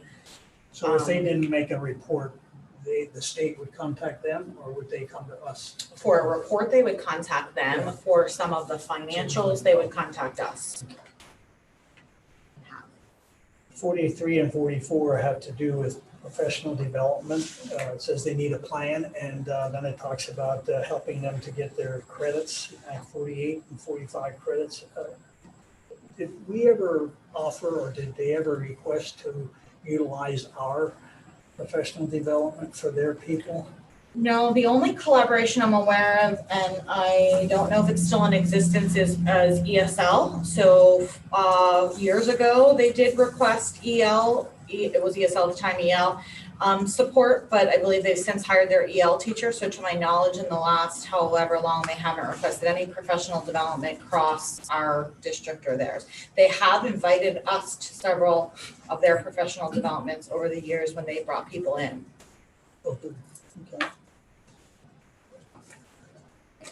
Now, number 45 talks about his Waldorf methods again, and I really don't understand that sentence or I guess it's the paragraph. I'm not sure if it's trying to say that Waldorf takes precedence over Pennsylvania core standards and state standards. It seems to be a conflicting sentence, the second part of that. I don't know what that means. The Waldorf curriculum that they implement must continue to be in compliance with state standards. So go back to the educational technology example. Even if something is not in the curriculum that would be traditional Waldorf in potentially another state, if it is a requirement by Pennsylvania core standards, they must incorporate it. Educational technology, I believe, is one of those examples that they've had to incorporate because it's a PA state standard. Well, how would it be in conflict with the Waldorf method? I believe traditionally the Waldorf method, as you said earlier, has some very distinct date and scope and sequence for when they introduce reading and when they introduce technology. So depending on the grade level standard, a traditional Waldorf curriculum might or might not hit the standards in the same order or the same grade level that PA requires it. So the Waldorf would take precedence? No, the Pennsylvania state standards would take precedence. So then that just does away with the Waldorf method. Or they have to introduce it differently. Like Leanne said, educational technology standards don't necessarily say you have to do it on a computer. It's about the production of some sort of digital art or digital production.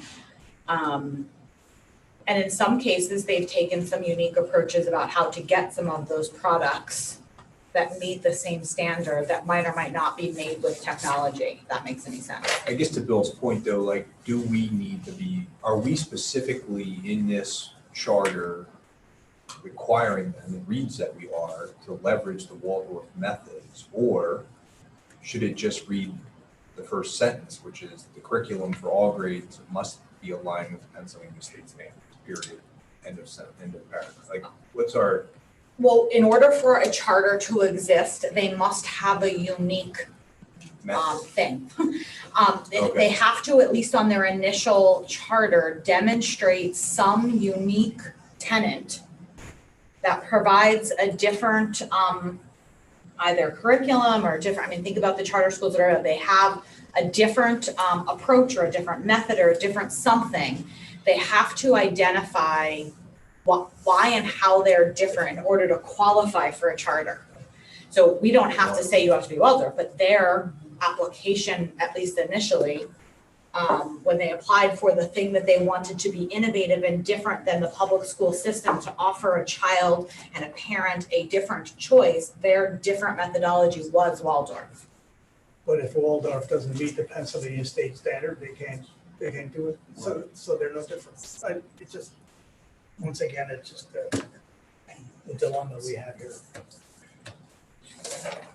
All right, I'm almost done. Sorry to take all this time, but this is Come on, like the hot seat here, come on. Yeah, I know you. I don't mean to put you on a hot seat, and we should have had the lawyer here, but. I asked you earlier, do you want the lawyer here? And hopefully there's somebody from Circle of Seasons listening in on this too, and maybe they can help clarify some of these questions that we have here. Because this was a charter developed by both them and us following the state charter guidelines.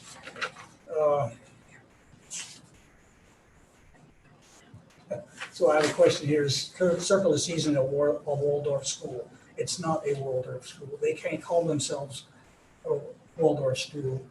They are an affiliate or a associate of the Waldorf method in some way. Yeah, they are a member of the Alliance for Public Waldorf. There was a prior name used that I'm not recalling right now, but I pulled their website to make sure I would say it right. They are a member of the Alliance for Public Waldorf. They also do have an aversion against standardized testing, according to their website. And number 47 talks about implementing PSSAs and standardized testing, and having the professional staff trained to properly implement the testing. And I'm not sure if that means proctoring or It does. or making sure that it's done above board. It does. Part of our renewal was that we got their PSSA scores, and their, at least sign-ins for their training. That was part of what we asked for and we monitored. Mrs. Stissel is our district test administrator, assessment administrator, and so she is responsible here for administering the training to all of our staff to make sure that they implement it and administer the test with fidelity.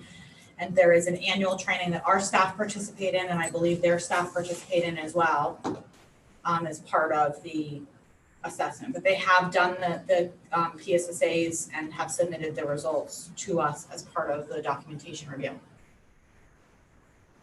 Okay.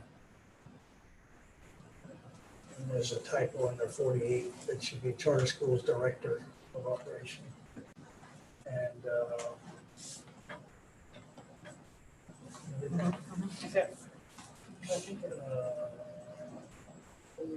question, I think you answered this question. All minutes approved under 48A, all minutes approved by the Charter Schools Board of Trustees shall include the CEO's report, principal's report, and financial report. Just asking if we can see that, if I can see it. Oh, yeah, they come every month.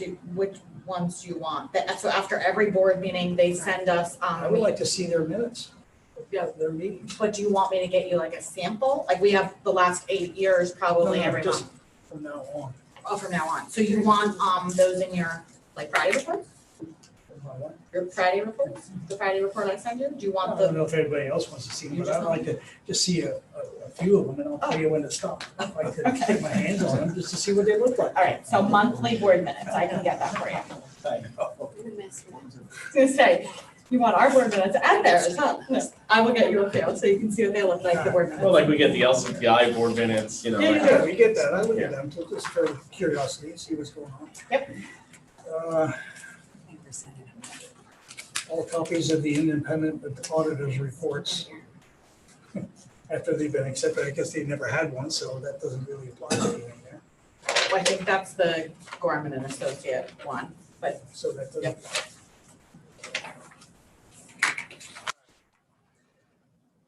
This is the last page.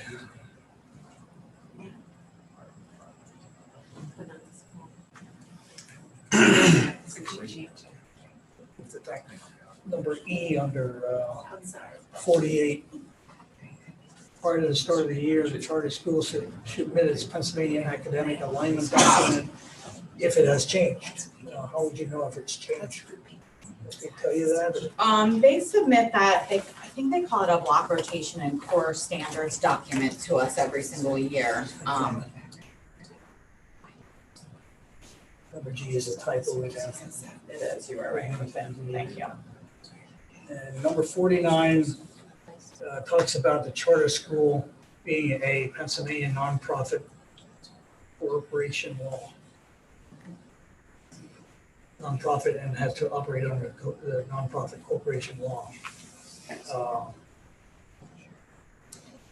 Where does the excess revenue go in a charter school over and above their expense? Do they have a fund balance? They're nonprofit or? Well, I believe they do. I will ask Leslie. I was talking about something else.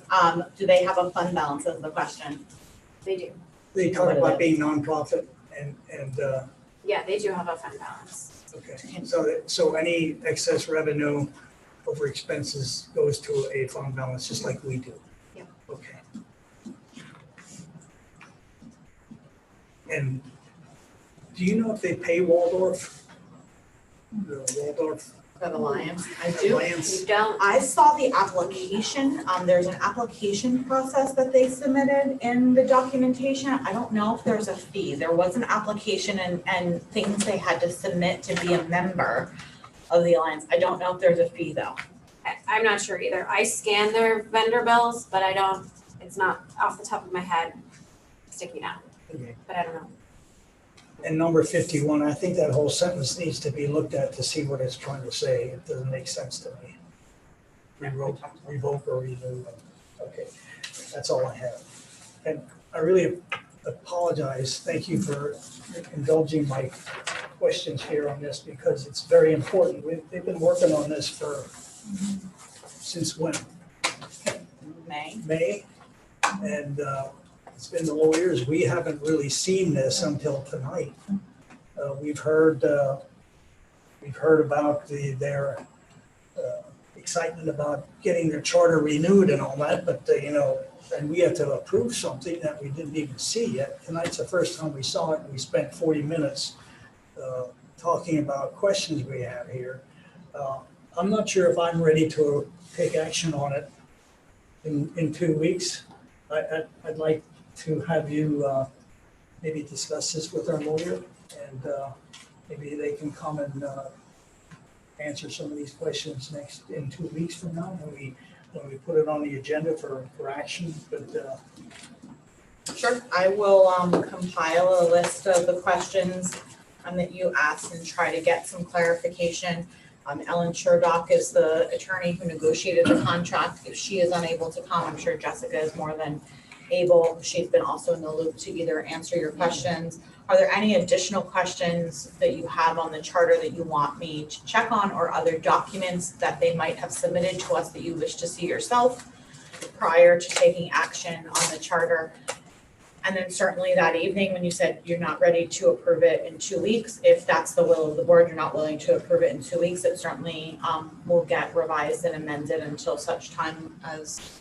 well, if we feel that way, we can table it at Yes. that time. We put it on the agenda, but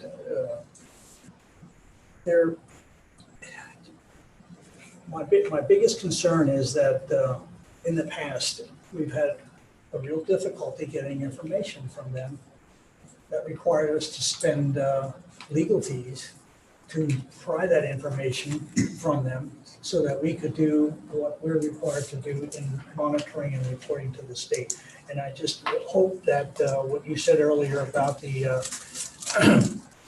cooperation that we expect to get from Circle of Seasons staff is going to make it easier for our staff to do what they're supposed to be doing. I mean, and that's our hope. I mean, I don't have a desire to run their school. I don't want to run Circle of Seasons. I do want them to be in compliance. And I said at this meeting, which I think they took very critically, that we do take our job seriously, and probably much more serious than some other districts who have charters. But it is our responsibility for the monitoring for the students that attend there, that are ours and that are every other Lehigh Valley and beyond's school district of residents that they attend there. This is our responsibility. And so we take it seriously, just like we do everything else. And we will do it right.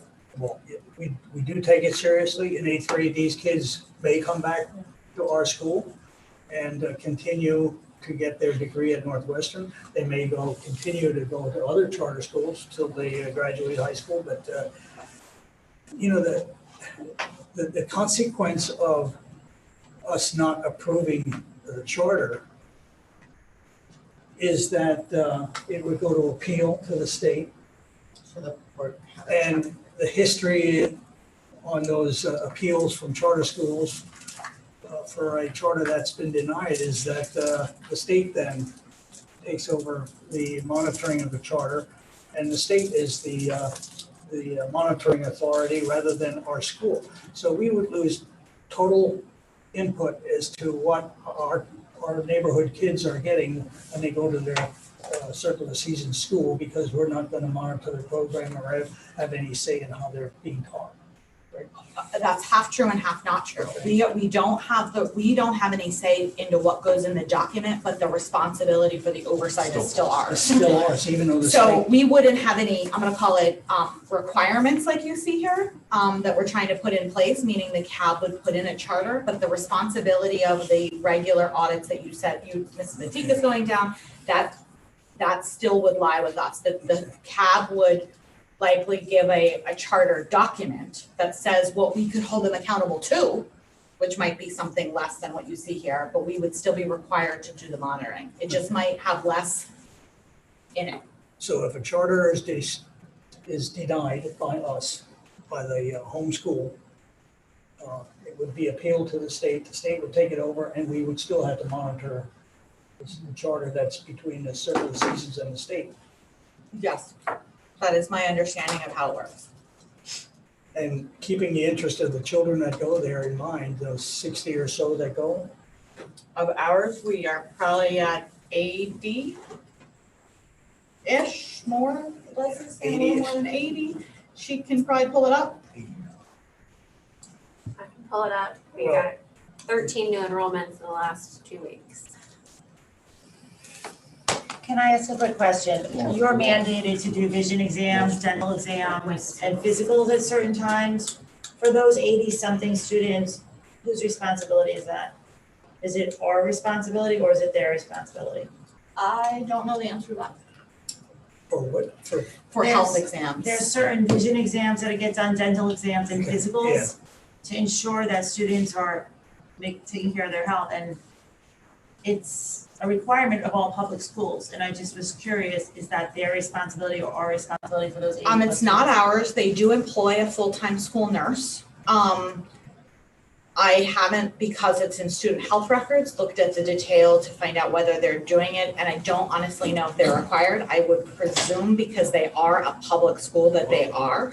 But before I speak definitively, I'd like to get you an answer, but they do employ a school nurse. And my presumption is that they have to do them, but when we go down and look at records, we haven't looked at student health records. check that out. We can, yes. Because you have to submit like SHAR's report or something. And I'm curious if they have to submit that same Oh, report. I have seen their SHAR's report. They send us their SHAR's report. I don't recall what's on it. I have seen their SHAR's report, but I can check their SHAR's report. So yes, they do have to submit a SHAR's report because I've seen that when you submit a SHAR's report, you get partial reimbursement for each of those. Yes. And so I have seen that come in their financials, the SHAR's reimbursement back. So I know they submit a SHAR's report and I know they get reimbursement for doing some sort of exams. I just don't recall off the top of my head what they are. So let me check what they're required to do. And is it the same or different than us? I do know they have a SHAR's report and I know they have money coming for those exams. Can I just follow up what Leslie said about 13 new Northwestern students enrolled? Do you know the age group? Are they entering or is it just distributed across grade levels? Yep, so the majority of them are the incoming kindergarten, but then we also have, I think, 2 first graders, a 4th grader. There's another grade in there, another elementary grade. So it's a mix. So last year, I just opened my file here. As of June, we had 81 students there, 7 of them were 8th graders. And so if you back the 8th graders out and add the new 13 in, right now we have 87 kids. Now, that's on paper until we get their actual first day, September. That's kind of where we see, well, technically, we sometimes see some movement over the summer in between, in and out. But as it stands right now, I would say we have 87 kids going there. Is the kindergarten enrollment consistent with prior years, that number? It's usually 10. Yeah, usually it's around 10 kids, 10 kindergarten kids a year. So it's not some sort of a spike. We didn't really look at it as a spike. I wouldn't say spike. It is unusual though that there's some other great children living there that are not siblings. Sometimes you see siblings all going together. These are all just single kids that appear to be not family related. I only ask because there's so much commentary we've had from the public on different issues about if I don't like what I see, I'm going here. And I'm just conscious of trying to keep a finger on what that in reality looks like. That is certainly their choice and they can go, but it's a curiosity question, I guess, more than. Yeah, so I'd say a couple of those kids were in our schools who have now left, Or whatever. but we don't know the reason necessarily, right? Process question, if I read this correctly, that their charter actually has expired July 1, right? So they're outside of the current, they don't have a charter right now. They're planning to go back in September. They go back mid-August. They go back Tuesday. Tuesday, thank you. I was gonna say, they go back, much before us, So like they have essentially those. they'll Coming be Tuesday? back without a charter. We start transporting. And I looked at Art because he starts transferring, that's why I knew he would know the exact I date. think there's actually a kindergarten first day is Monday, but we start transporting people. If you remember Circle of Seasons calendar, they start early because they have these elongated breaks around the traditional Christmas holiday season. And I think it's spring sometime around Easter, although I don't think they're at all affiliated with the religious type holidays. There are two very elongated breaks, like a fall break and a spring break, I think they call them. But they end around the same time, but that's as a result of them starting, I would say mid-August, but I didn't realize it was Tuesday. I know Art had to have the transportation out to them. But- Okay, that brings up a question. We pay that transportation, correct? Yeah. Yeah, so it's not coming out of the funding that they get. No, you pay, It's an addition. Got it's it. an addition. So even though it's outside of our typical You know school what that year, is, we're Art? incurring incremental I expenses. can pull it right now, it's 4 vehicles, 4 vehicles times two, however. 3 buses and a. Do we pick them up and take them to the school, or do they come in Central Point? No, we pick them up at their house and then take them to the How school. long is the bus ride?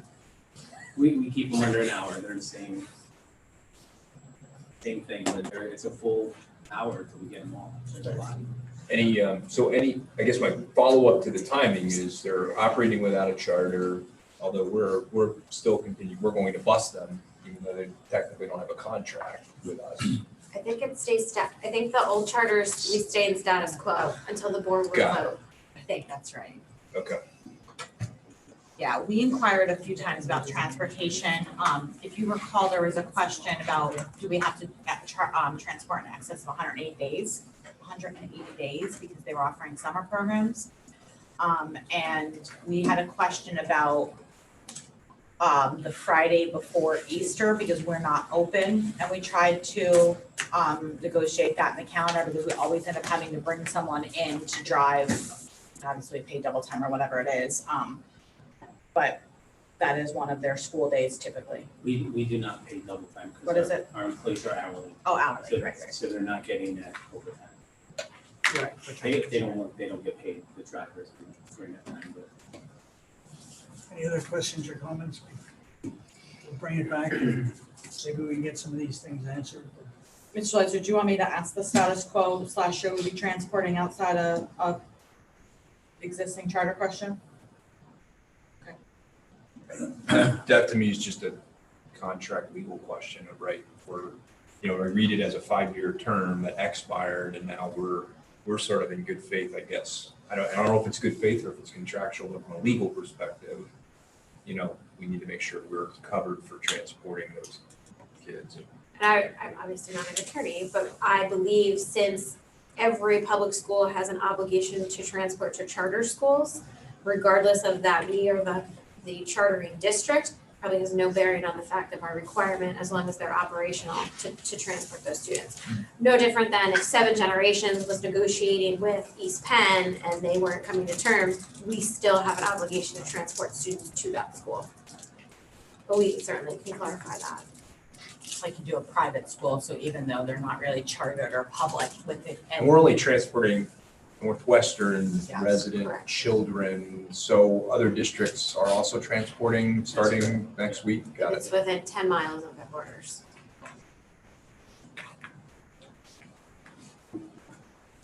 Any other questions? I'll put together a list for Ellen and get back to you. Okay, thank you. And we'll move on to 2.04 instructional timetable, instructional time template. Okay, I will take this one also. So this is a PDE required form that we got, that we have to fill out and submit. The 2 requirements, we have to submit the health and safety plan. As I said, Mrs. Stitzel did submit that. It had to go in with our federal grants as a federal requirement. So Mrs. Stitzel did submit the health and safety plan. As well as we received this emergency time template. This should look relatively familiar. We weren't really sure they were gonna make us do this again this year. This is essentially PDE's assurance to the feds that we will indeed continue instruction to meet the 180-day requirement. You'll see I have the first day of school. I did put 6:30 on there because I just didn't want to have to bring it back in the event we had snow days. Hope we're not school on 6:30. Did put a statement in there. They wanted to know under what circumstances if we had to close, whether they be what they call targeted closures, means those short-term closures for, a COVID outbreak, or a longer term, how would you ensure access for all students? So certainly I have a statement in there about prioritizing the in-person learning. That we could potentially look at considering a hybrid option or a complete closure if necessary. If we had to do that, both of those would certainly be options we would consider should a targeted closure be necessary. And then you obviously have to assure that you're going to do a full day schedule and meet the needs of all of your EL 504 special education and gifted students, which it says in there. Also talk about the connectivity procedure, both in terms of connectivity at home, which Dr. Sosnovic has talked to you about before, about the hotspots and how we do expressed need for a student at home for connectivity, as well as making sure the students are, as you know, assigned a one-on-one device. And so all of that is in question 2, and you'll see the series of affirmations that the board president and I have to do, and this must be submitted to the state. So we'll take action on this in 2 weeks. You will. It is dated 8/18 in anticipation that that is when you will approve it. Any comments or questions from the board before we move on? We'll see this in 2 weeks. All right, the PAYS survey for grade 8-9. This is not new. This is something we've been doing. It is, if you recall, we do this approximately every 2 years. It is per our board policy. Any survey of our students that is not mandated needs your approval per our policy. It's the policy 235. If you wish to look at it, we do participate in this every 2 years. It is offered in grades 6, 8, and 10. We have historically done it in grades 8 and 10. So then we can track the following. So the 8th graders that took it 2 years ago will be 10th graders this year and kind of track the same cohort of students. At the end, they do give you a report.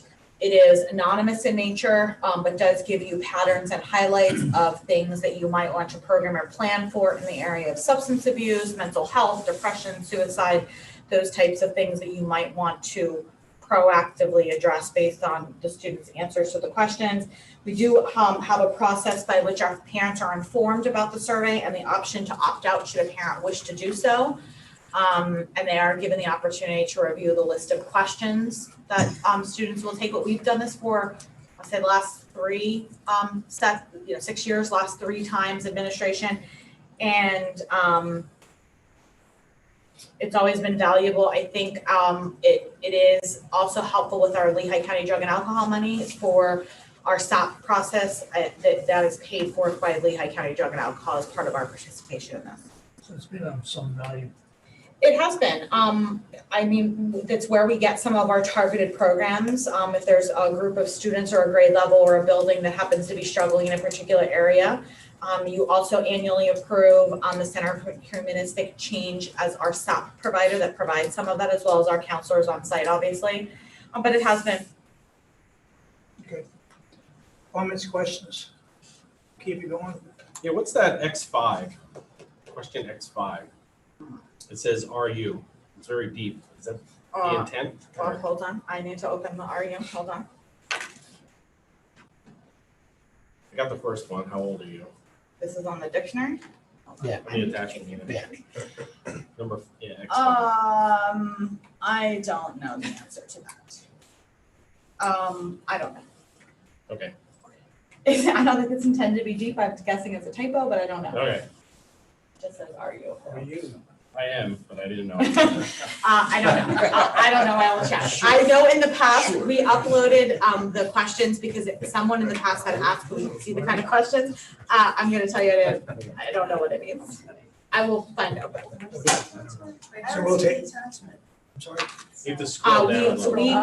We put it under admin content because they don't want the students to know what the questions are, but in the past, the board has asked for what kinds of questions they ask. I asked See the you questions. Right there. I don't know the, That's just a. I think it's a typo or something. Yeah, it's a typo. I don't know. Yeah, but are you what? I'll find out. I don't know. Okay. I've All right. seen the questions many times, and Yeah. they're good questions. They help the schools plan, like you said. So we'll take action on this in 2 weeks. And that'll move us into policy. We do have 4 new policies, Dr. Sisnovi. Yes, we do. We have 4 policies for your review that include minor language changes to incorporate changes in school code. Act 18 of 2019 essentially requires every public school district to have a threat assessment team. You may be familiar with this because we built this project into our comprehensive plan as a goal. The threat assessment team essentially helps us to evaluate different behaviors and other warning signs and indicators and respond appropriately. It's a team of administrators and other individuals that will respond and basically triage and then provide next steps to prevent safety situations from occurring within our buildings. Our school administrators, a team of us, have already been trained in it. We were trained in May. Throughout the summer, we've been working on the procedure and we're going to roll out this fall. So this language is just required to incorporate it into a board policy level. So we'll have this on the docket for 30 days. Yes, sir. It was pretty clear that that's what this was all about. The question it raised in my mind that we have talked about developing these threat assessment teams as part of the comprehensive plan. I also believe it was a specific goal for you. Is it one of your personal goals to do to make that happen? Yes, I'm helping to oversee and develop all the procedures So necessary. where do we stand? You said some of the administrators have been trained and all the other component personnel have been trained in the procedures? Right, so the procedures were developed. First, we had to get trained, so representatives of each level, so either district-wide, myself, Chief Tobin, Mrs. Edmonds, represented district-wide, and then we had representatives from each of the buildings, so the 2 elementary principals and both assistant principals at the middle school and high school were trained by the CLIU back in May as to what the comprehensive threat assessment guidelines, which is called CSTAG, framework was. We then took that training and moved that into procedures that we are going to institutionalize here. We worked on it this summer and we're going to roll that out when staff come back because they need to get them trained into what that looks like and what the reporting mechanism. A lot of it is tied to already pre-existing things that we have in place. Much of the reporting is done through our Safe to Say, which is an anonymous reporting program, and it works hand in hand with SAP and some of our other programs that we also have in place. So what I didn't hear you mention, and it seems to me would be a critical part of this, would be personnel such as counselors and nurses and psychologists in terms of actually forming a team, a response team. Is that accurate? So the threat assessment team itself helps to do the evaluation. They would be a part of the procedure and they will be part of the training when they come back as far as what those procedures and where they're going to be involved in various aspects of that. That is why Mrs. Edmonds represented that group on the threat assessment leadership team that was trained in May. We will then move that forward down to the counselors, nurses, and the other individuals such as psychologists. Instead of having all of them trained, we initially trained our leadership team, which then will disseminate it. And you see the full model, you see the full model ready in implementation this fall in the school district? Yes. Troy, can I ask just a question? I guess it's more sort of a procedural question on the way the document is set up in here. So if I'm reading the weapons policy manual, there's a footnote under definitions that links out to 1949 Act 14. So number 1, right? So it says implement used to inflict serious bodily injury, right? I click on that, it takes me out to a General Assembly document, Act 14. So how do I interpret this policy in relation to that? And the reason I ask is there's specific language in that policy. It says a weapon being used as part of a program approved by the school or individual. In other words, if they need a knife for some other purpose that we approve, they can have it. Is that it? Or it says in here, a weapon that is unloaded and is possessed by an individual while traversing school property for the purpose of obtaining access to public or private lands used for lawful hunting, right? So how do I interpret that link to that policy? Is that incorporated in your policy then, or? So I'll try to answer it in one fell swoop. So what happens is we put up our first policy for reading, second reading, if it's approved, it then goes to PSBA. PSBA then reviews that policy and then makes all the legal citations necessary for the language that was approved by the school board. So some of the citations in there right now may be updated due to the updating of public school code and other laws that have transpired since it's been last approved. I think some of the language in here resonates and was approved when we established, for example, like our police department, who is permitted to be carrying, authorized to carry lethal weapons and stuff like that. So typically what happens is what's known as a PNN, are released on a quarterly basis from PSBA. We then review what the recommendations from them are and marry it with what we believe is best from a Northwestern perspective. So there's Northwestern specific language in here, as well as legal school code language. And then the final cleanup is at the end. After the second reading for approval, it goes back to PSBA, which they will then finalize all the citations and remove the annotations that you see like in green and stuff. Got it. Okay. We talked about masking earlier. Divisive is making all of this. Are you anticipating any bullying regarding people who do or don't wear masks from kids or parents? I don't know if anticipating is the right word. I mean, there's always the, it may occur, but that's where, we have our positive behavior support structure. We have other systems in place. I think if you look at what occurred last year with masking with our students and what little resistance we got from a student body in wearing masking, I don't anticipate a high level of that. We take our bullying and those type of things very seriously. So I don't anticipate much of that, but if it does occur, we have the supports and structures in place to deal with it accordingly. Okay, thank you. Any other questions about these 4 new policies, changes, updates? And we'll look at them in another month. Let's see. Operations, Brandywine Transportation. Sure, I'll take this one. 4.01, this is just the updated fee schedule that we get every year for Brandywine. They do contract with us currently for 2 vans. What we have contract. 2 vans. It changes sometimes, but that's what it's been consistently the last couple of years. Okay, so that's something we have to take action on. How about lunch prices? I could take that. Each year we do approve our school lunch prices. As you can see, this year we are only approving the adult lunch price. That is because the federal government has granted free lunch to all public school students. And so the Division of Food and Nutrition did not require us to move forward with an approval of our lunch prices this year. So we are still having adult pricing. As you can see now, we anticipate expanding that offering as part of our new relationship with the nutrition group. And so it was important for us to make sure that that was approved so we could, offer those meals to our employees. So all of our students are getting free lunch.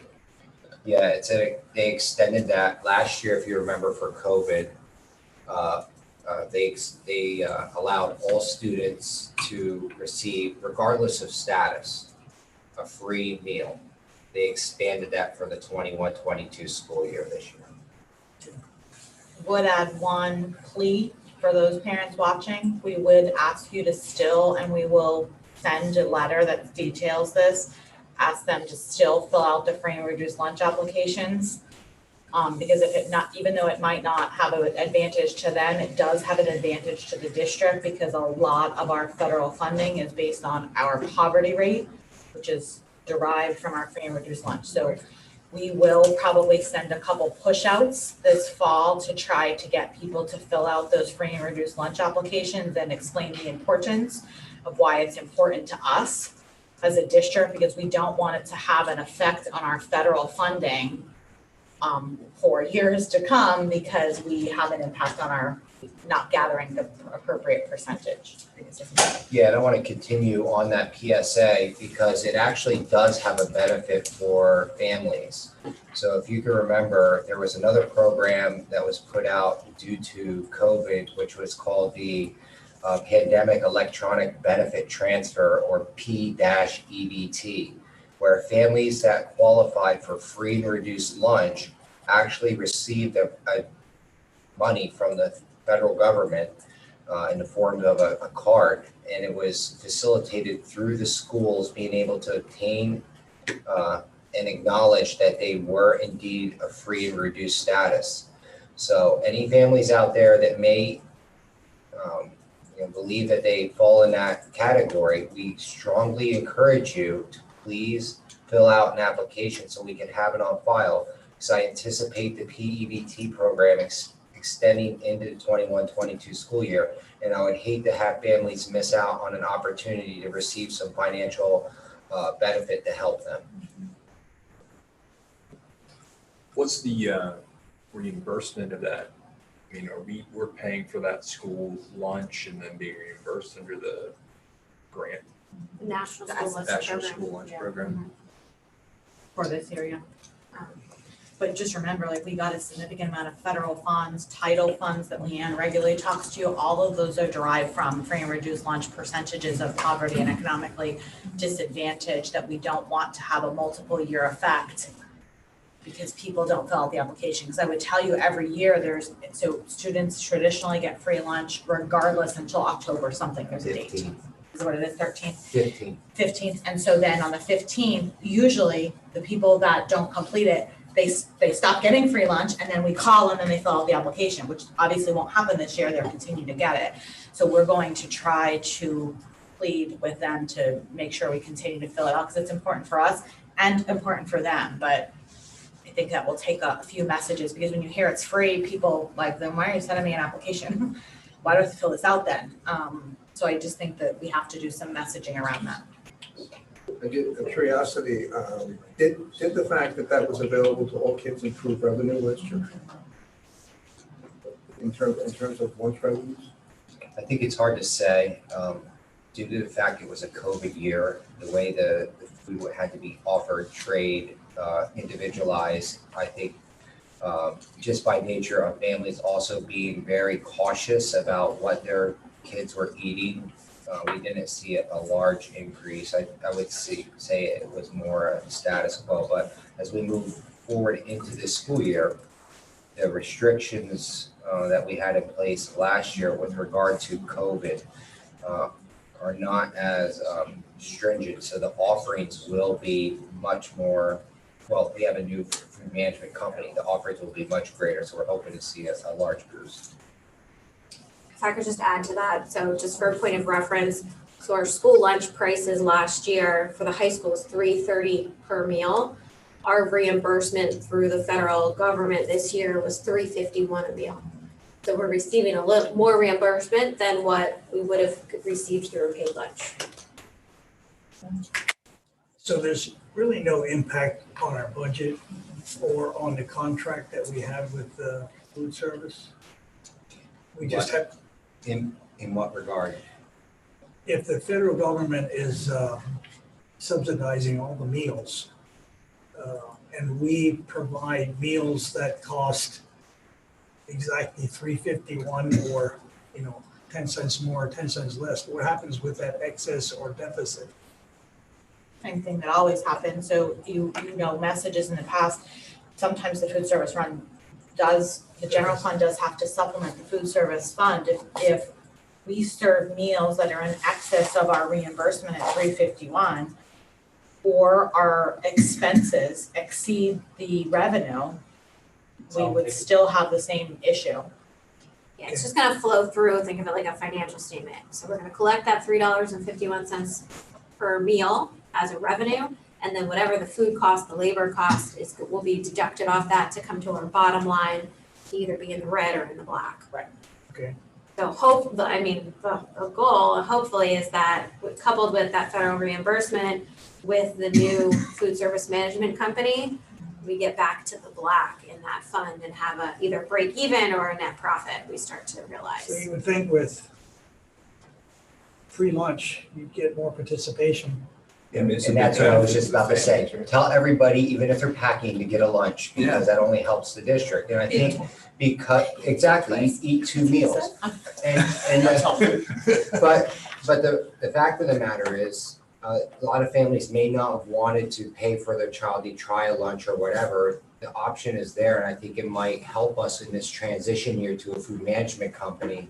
Yeah. To somebody say, oh, that looks good, you know what, it's not gonna cost me anything, I'm gonna go up and try it, and then, you know, I'm gonna start eating more school lunches. So the fact that it's a free for the rest of the year, I think is gonna benefit our transition into this program. So they still use their card PIN number. in order to take the meal, and that all gets recorded, and the parents don't have to put money into the kitty. Only for a la carte items, so like we offer ice cream and some other different things, so those items, you need to have a balance in or pay cash. How do you communicate this? Is this going out with the newsletter? For It'll go out with the beginning of the school year letter, so we traditionally send a food service Big letter. change. Yeah, we traditionally send a food service letter. I think this year, it means to tell them about the management company, because although you all know, because you've worked with board meetings, some parents do or don't follow the fact that we have a management company. The school lunch menu is there, as well as a letter. Do you want to talk about that? Yeah, I was just gonna say, we're gonna do it multiple times, because sometimes if you look at our back to school packet, it's lengthy and it's easy to just gloss over that letter from food service. So we're gonna provide the standard letter in the beginning, as well as multiple follow-ups reminding them as part of a communications plan here and marketing plan. Here is what we have now. Remember, you know, please fill out your application for free or reduced meals. Here's the benefit to your family, why, and then, hey, did you know you could eat, you're eating for free this year? Look what we have to offer. We're gonna do a couple different things like that. I mean, do the quick math on it, it's a $600 plus benefit to a child family that decides to choose to eat in the cafeteria. Now, I don't know what the offset of packed lunch, it probably costs the same amount, $3 something, right? To pack a lunch. Well, are you packing your kids' lunch? You don't think $3 more, right? Whoa. Yeah, that's what, so I mean, it's at a minimum, it's a $600, dollar savings to our family per child, right? That's a significant savings. Okay. Any other questions? Then we'll take action on this in 2 weeks. And we've got the food service transfer for a Yeah, couple I'll pieces of start, equipment. I'll start it, and as usual, I'll take care of those extra pennies right here. We need 2 pieces of equipment for the kitchens. One is down at Weisenberg, and that's a steamer. The steamer broke actually pre-COVID, and it's beyond repair. We have a small one that they were able to manage through the COVID dilemma, and now we have to get a new one to replace it. This is in conjunction with recommendations from the new food service company, and then at the middle school, there is a pass-through refrigerator that needs to be replaced. So these 2 items are listed here. I will let Leslie describe where we pay for it at. So the general fund has typically in the past been responsible to pay for any of the food service equipment or capital assets in the cafeterias. So because they're cafeteria equipment, the asset will be capitalized in the food service fund. So the cleanest way to handle it, and we did this last year, maybe the year before, is to send the money to the food service fund as basically a capital contribution that does not need to be repaid. And then the food service fund will purchase the equipment and the asset will be capitalized in the food service fund. Okay. All right. These state contracts, are these out for bid? Those are CoStar.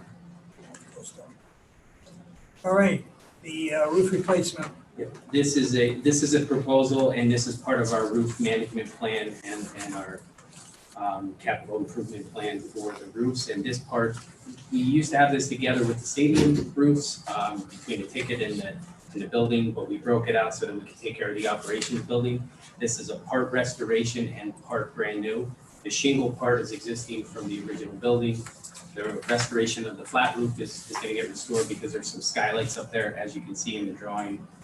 Within that document at the end, there's 8 skylights in there, all leaking. So we constantly repair them, and it's time to do something. Are you getting rid of them? What are you doing? We're gonna deck them over. Yeah. We're gonna pull them out. And this is, you say operations building, what's the Where the operations? bus garage is. Got Yep. And for the last time ever, I'll turn it over to my former partner, Leslie. In one item, you went from Is square footage. Yeah, where is partner the to square? former About 10,000 partner. square feet. Just like that. Where is that then? I gave The out roofing. 54 of shingles and 53 of flat. Yeah, next month he has to do it on his own. Uh-huh, that's why you better listen right now where the money's coming from. Yeah, Because so- former partner's leaving. If you recall, we have an annual budgetary transfer from general fund into the capital reserve as part of our roof management plan. So in capital reserve, we have about $900,000 earmarked for roof replacements. So this is on that list, and so that would come out of those dollars that are currently in capital reserve. Part of the plan. Right on the plan. All right, any questions? We'll take action on that. When's that gonna be done? We're gonna try to schedule it. We're not sure of the delay in the material yet. So it's gonna be done during the school year, and we'll just facilitate the buses around it, but Okay. we're not sure of the delay on the material. Okay, district finances. I know we're not making any big deal out of this, but this is the last walkthrough we'll have with Leslie on our finances. Yep, and most of these are routine, so they will not be long agenda items tonight. All right, 502. So 502 is the Apex Learning Agreement. This is a renewal from last school year. You'll see the addendum to the agreement. The rates are the same at $300 per semester course. I know Leanne has stuck it out for this meeting, so I don't know if there's anything she wants to add to that, but it is a recurring item. I'll be happy to answer any questions if you have them. It's just one of our digital providers that we utilize. Are all these items to do with online learning? No? Not necessarily, no. Okay. So the next item, 503, is the Mobile Ed Productions Agreement, and this you can see in the description is for an assembly that will be held at Northwestern Elementary in the amount of $1,095. And this is one of those routine assembly things that we bring forward to the board. 504 is the Illuminate Education Agreement. We are looking to sign a 3-year agreement with Illuminate Education to purchase the software called FastBridge. So you can see outlaid there are the estimated cost of the term of that agreement. In addition, there's some additional training, which is encompassed in a separate price quote that you'll see as attached. This is a software that we're bringing forward that's going to be used for special education students for some adaptive testing and monitoring. So it's something that we've vetted. We do believe at this point in time, when we know we will receive additional IDEA funds through the IU that are associated with those federal ARP, that American Rescue Plan, those funds. So it is our plan as of now to fund this software for the next at least 2 years through those additional funds. 505 is IXL Learning Agreement. This is an agreement that will be utilized at the middle school. You can see the amount there for a 3-year contract of a little over $25,000. This item right now is slated to be funded out of our ESSER grant funds. But it's something that we're working through. We are looking, this agreement is pending legal review, and I actually forgot to mention the one before. Also we're working right now with Jess Moyer at Kingsbride to negotiate some of the contractual terms, but we anticipate getting those cleaned up before the actual approval in 2 weeks. 506 is also a routine item, approval of our community ed contract classes. You can see those attached there. I talked to Leanne a little bit about this today in terms of what happens with COVID and any changes in the fall. So she is here to answer any of those questions that you may have. One of the things that we took a look at is we actually asked this particular instructor, she wanted to reach out to her clientele and see if they would be interested in-person versus online type of instruction. The vast majority wanted to come back in person. So we, we talked to Jen about it. We decided that we're going to try it, see how it goes, and hopefully, we'll have them spread out, et cetera. And if worst comes to worst, if the conditions worsen with COVID, then we will need to shut it down and possibly reimburse anyone who paid for that. So. Mr. Jelford, that's really group 1 or 2. We would just allow community ed as a community service. So anybody that was in group 1 or 2 in terms of the facility rental or the community ed, we have allowed to come back. Just as a, I'll say community service and trying to keep it within like the Northwestern community. The 507 is the Whitehall-Copley agreement. This is recurring. You've seen this agreement the last several years. There is a change to this to now include extended school year services. So that's really the only change to the language and the fee structure included in this document. 508 are the reports. Since we did not have a July meeting, you'll see reports for both May and June. So just want to point out specifically on June, unless there's questions for May. May was a pretty routine month. June, you'll see our expenditure costs for salary and benefits are higher than normal. Keep in mind, June, we do a stipend pay for spring stipends, as well as any teachers who receive a lump sum payout. So basically, they don't receive a paycheck over the summer. They receive the payout of the balance of their contract for that school year. Those payments happen in June as well. So the June pay rolls are always slightly higher. These are, as a reminder, cash basis. So we are in the process, I was going to say in the process, we are not. Our auditors are here this week. So as of the date of these reports, they're cash basis. At this point in time, we have closed out and there's adjusting audit entries and we're working through that final audit as we speak right now. The auditors are here. You will see some changes to the financial statement amounts, to the actual revenues and expenditures as we post all of those closing journal entries to close out the year. And the one other thing I feel like I have to comment on these reports is EIT.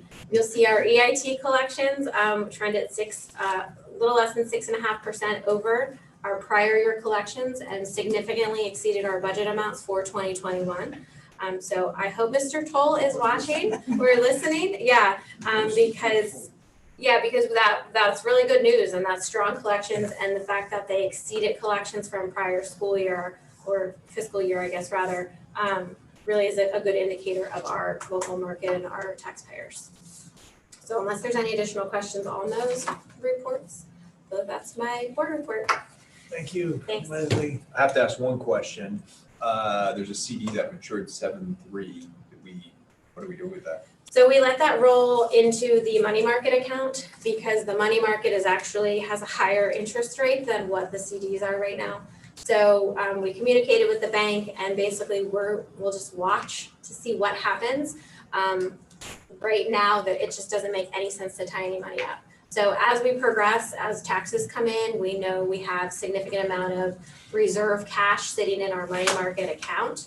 It'll just be a kind of a timing issue of if there's something promotional that they offer that makes sense, we'll probably come to look to tie that up.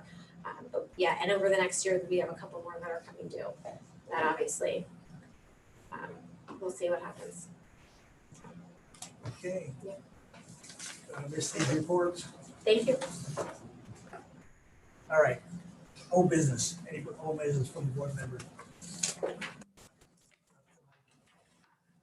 New business, we have to appoint an open records officer, and I think that's Dr. Sisnelli. This is my favorite agenda item of the day. Yes, I bet it is. This is her parting gift to me. This is our former, what did you say, former partner? Now we can eat cake, right? I haven't even been approved and I've already received it. Yeah, right. That's called training. Full-time job. All right, so we'll just take action on this unless there are any objections. I don't see any. I don't see why. Congratulations. Thank Prove you. it 2 weeks. And I don't know what's going to happen in 2 weeks, in the next 2 weeks. But. All right. Courtesy of the floor. Okay. Since we don't have anybody here with us this evening, we'll move to Mrs. Holman, give her courtesy. Well, we have cake, so we're teasing Leslie about former partner and partners. We do have cake, we have lemonade. So when we adjourn, please take a moment and get a piece of cake. Won't get sentimental, but we wish you the best of luck. Thank you. Thank you. So you're not gonna be here in 2 weeks, huh? I will not be here in 2 weeks. I still am in her speed dial, and her new superintendent is not in her speed dial yet. So I told her I'm going to continue to call her on Wednesday nights when I have questions that I don't know the answer, that you all ask, and I don't know the answer to. I might log in and listen. Yeah, you'd be silly to do that. But I said, you might get a random text message that says, where do we get that money from? But- Your board members, your board meetings are Tuesday nights? at Parkland? Tuesday nights. Okay. So she's free So on no I am Wednesday night. available. So no. I am available. But I did tease her, so she has certainly been a good, in genuineness, a good partner for all of us, so we wish her the best of luck. We do. Thank you. Yeah, Thank we you. won't Thank you even- to everyone. Parkland Good luck. colors for you, right? Rally Thank each other. you. Have fun with Mr. Kennedy there. So I definitely will miss everybody here. Obviously, thank the board for all their support over the years. And, for people who know me, you know that I bleed blue and white. But I definitely will take a little black and gold with me. Oh, So thank you. miss you, Leslie. Miss you guys too. Best wishes to you. Thank you. Isn't there a saying like you're always part of the Tiger family? Yes, there is. Yeah. Yeah, That does exist. Yeah. You are always a tiger when you're here. I might field hockey blanket. She didn't give any away of her Northwestern gear away, but she hasn't laughed yet. She didn't give any of her Northwestern gear. Yep. Well, I think you know the way we all feel about you and wish you the best. And thank you so much for the 12 years that you've given us here. And try not to make each other cry, but let's have some cake and we'll adjourn and have a executive session immediately following the cake this evening. Motion to adjourn. Motion to adjourn. I know. Mr. X, second Rosemary, by Mrs. Lister. Meeting And- adjourned. Leslie, I'll get to work with you more with St. Luke's Oh, because that's we have the That's right, they're Parkland part of their contract.